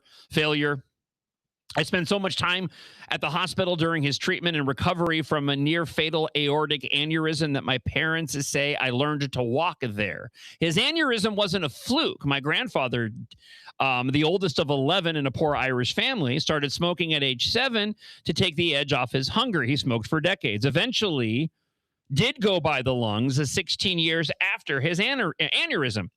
The year he died, 2008, was also the year the Minnesota Pollution Air Control Agency began issuing air quality alerts. I grew up in Southern California, and before we ended up, because these were good things. These, pollution control agencies, when they came out, especially late 70s into the 80s, these were good things. I remember growing up in Southern California, we would have smog alerts. You literally had news reports, and your parents would go and tell you, get inside to get fresh air. You couldn't stay outside. You could see the haze in the air. It looks like China, essentially, if you see any images of industrial China. It's the same thing, just this brown haze hanging over everything. And you could feel it in your lungs at the time. So these were good efforts by the government to put in regulations to curb these things from happening. Then he goes and jumps the shark. He says many Minnesotans have recently experienced the worst air quality on record, and Minnesota held the status of having the worst air quality in the world. Without change, we will continue to experience poor air quality due to wildfire smoke that has linked to hotter, drier summers that turn forests into kindling. Cleaner energy mandates, lawsuits against the oil companies, and financial investments in new technologies are critical tools for mitigating climate change. He's blaming this on climate change. Those stopping progress, like refusing to provide federal permits on wind farm projects, are delaying this shift, driving up the hospital admission rates and costing lives. And then he goes to make the comparison that tobacco companies were once seen invincible. Change didn't happen all at once. Public policy shifted gradually with lawsuits, higher taxes, and restrictions on smoking in public buildings, while culture also changed. We face the same daunting policy and cultural challenge when it comes to climate change. We must accept the grim reality of climate change and choose to honor each small action we take to address it. We did something similar about the scourge of tobacco when we can do something about the once inconceivable event of wildfire smoke rolling in every summer. It is so incredibly arrogant to believe that we would actually be able and capable to have technology to lower the temperature of the planet. This article is an example of the lengths that these climate change fear-mongers have to go through to push their narratives. It's got nothing to do with climate change. It has everything to do with the Canadian government and the Canadian wildfire officials not doing what is necessary to clear the brush so we don't experience this every year. If there is any culprit of climate change, it's the fact that too many people believe in climate change, and it's causing us to get choked out every summer because the idiots to our north are driving their policy based off of false climate change narratives. And don't just take my word for it. I'm looking at an article right here from the City Journal. More than 100 million Americans were under air quality alerts, smoke reaching Washington, D.C. Over 100 were burning in northwestern Ontario alone of the 900 wildfires that were burning during the time when this piece was written. Nearly 80 large fires, uncontained nationwide, and 3.9 million acres have burned this year. When wildfire smoke blankets America's largest cities, as it has several times in recent years, people look for scapegoats. Climate change is a reflective answer. President Trump has a different culprit. He blamed Canada's willful negligence in failing to manage its forest and threatened to add the smoke's incalculable costs to the tariffs that Canada already pays. And he says, now both diagnoses are incomplete. Fire needs fuel, and a century of aggressive suppression combined with too little thinning and prescribed burning has allowed deadwood and dense undergrowth to pile up across North American forests. The large negligence broadly applies to both sides of the border. Governments in both countries have had to spend heavily fighting fires after they start while neglecting the work that would have made them less severe. The severity of the fire ultimately depends on how the landscapes are managed. Targeted fuels treatment, including forest thinning, brush clearance, prescribed burning, removes the dense vegetation that causes the wildfire to spread, and intensity. These treatments don't necessarily keep fires from starting, but they reduce the intensity. They restore more natural forest conditions and give firefighters a better chance to contain the blazes once they break out. Canada has done far too little of this. The New York Times reported that in 2023, approvals for prescribed burns were so slow and burdensome to obtain that the provinces managed to do only a handful of controlled burns every year, and little has changed since 2023. An area barely larger than Manhattan, according to the recent Canadian Senate report. Prescribed burns treated only about 700 of these hectaacres nationwide. And again, it's barely an area larger than Manhattan. The United States, by contrast, treats millions of acres with prescribed fire each year. Florida alone burns more than 2 million acres annually. Canada has begun to recognize the problem, yet responsibility remains fragmented. Provinces and territories managed fires, but Ottawa supplies funding, science, and emergency coordination. The Canadian Senate report found that no single authority is responsible for the national wildfire preparedness. Everyone owns a piece of the problem, and no one owns the outcome. And that system tends to mobilize after a disaster is already underway. Countries know how to make fires smaller and less severe.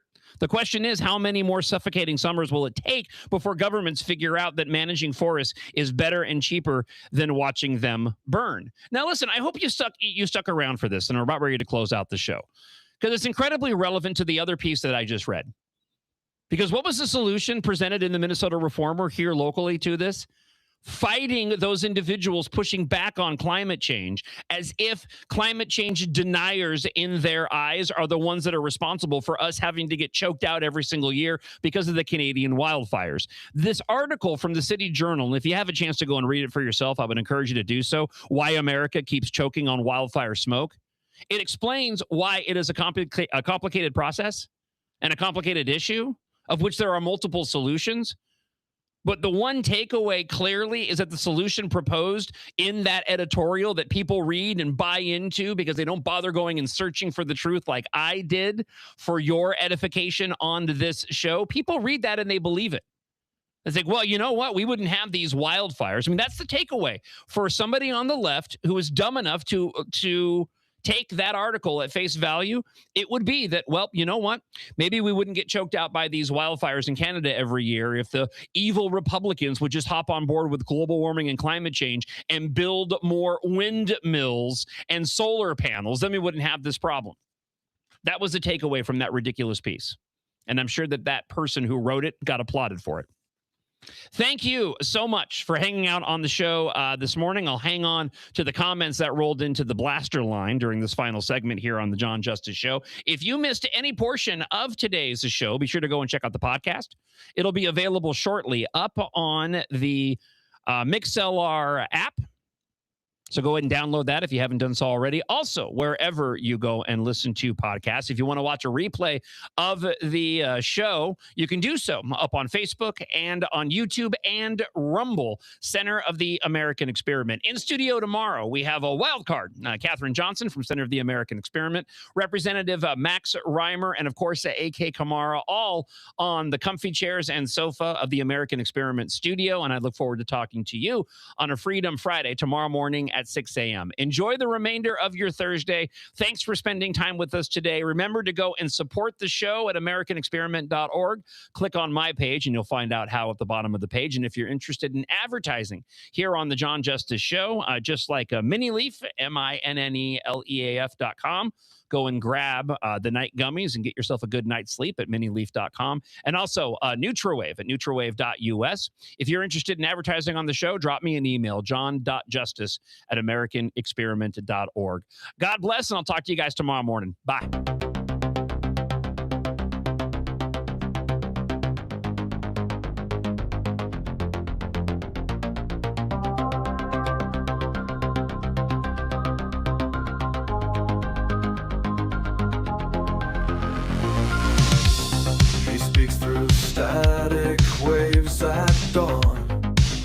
that lingers when night is gone. Twin cities hum with stories spun. John Justice rides the rising sun.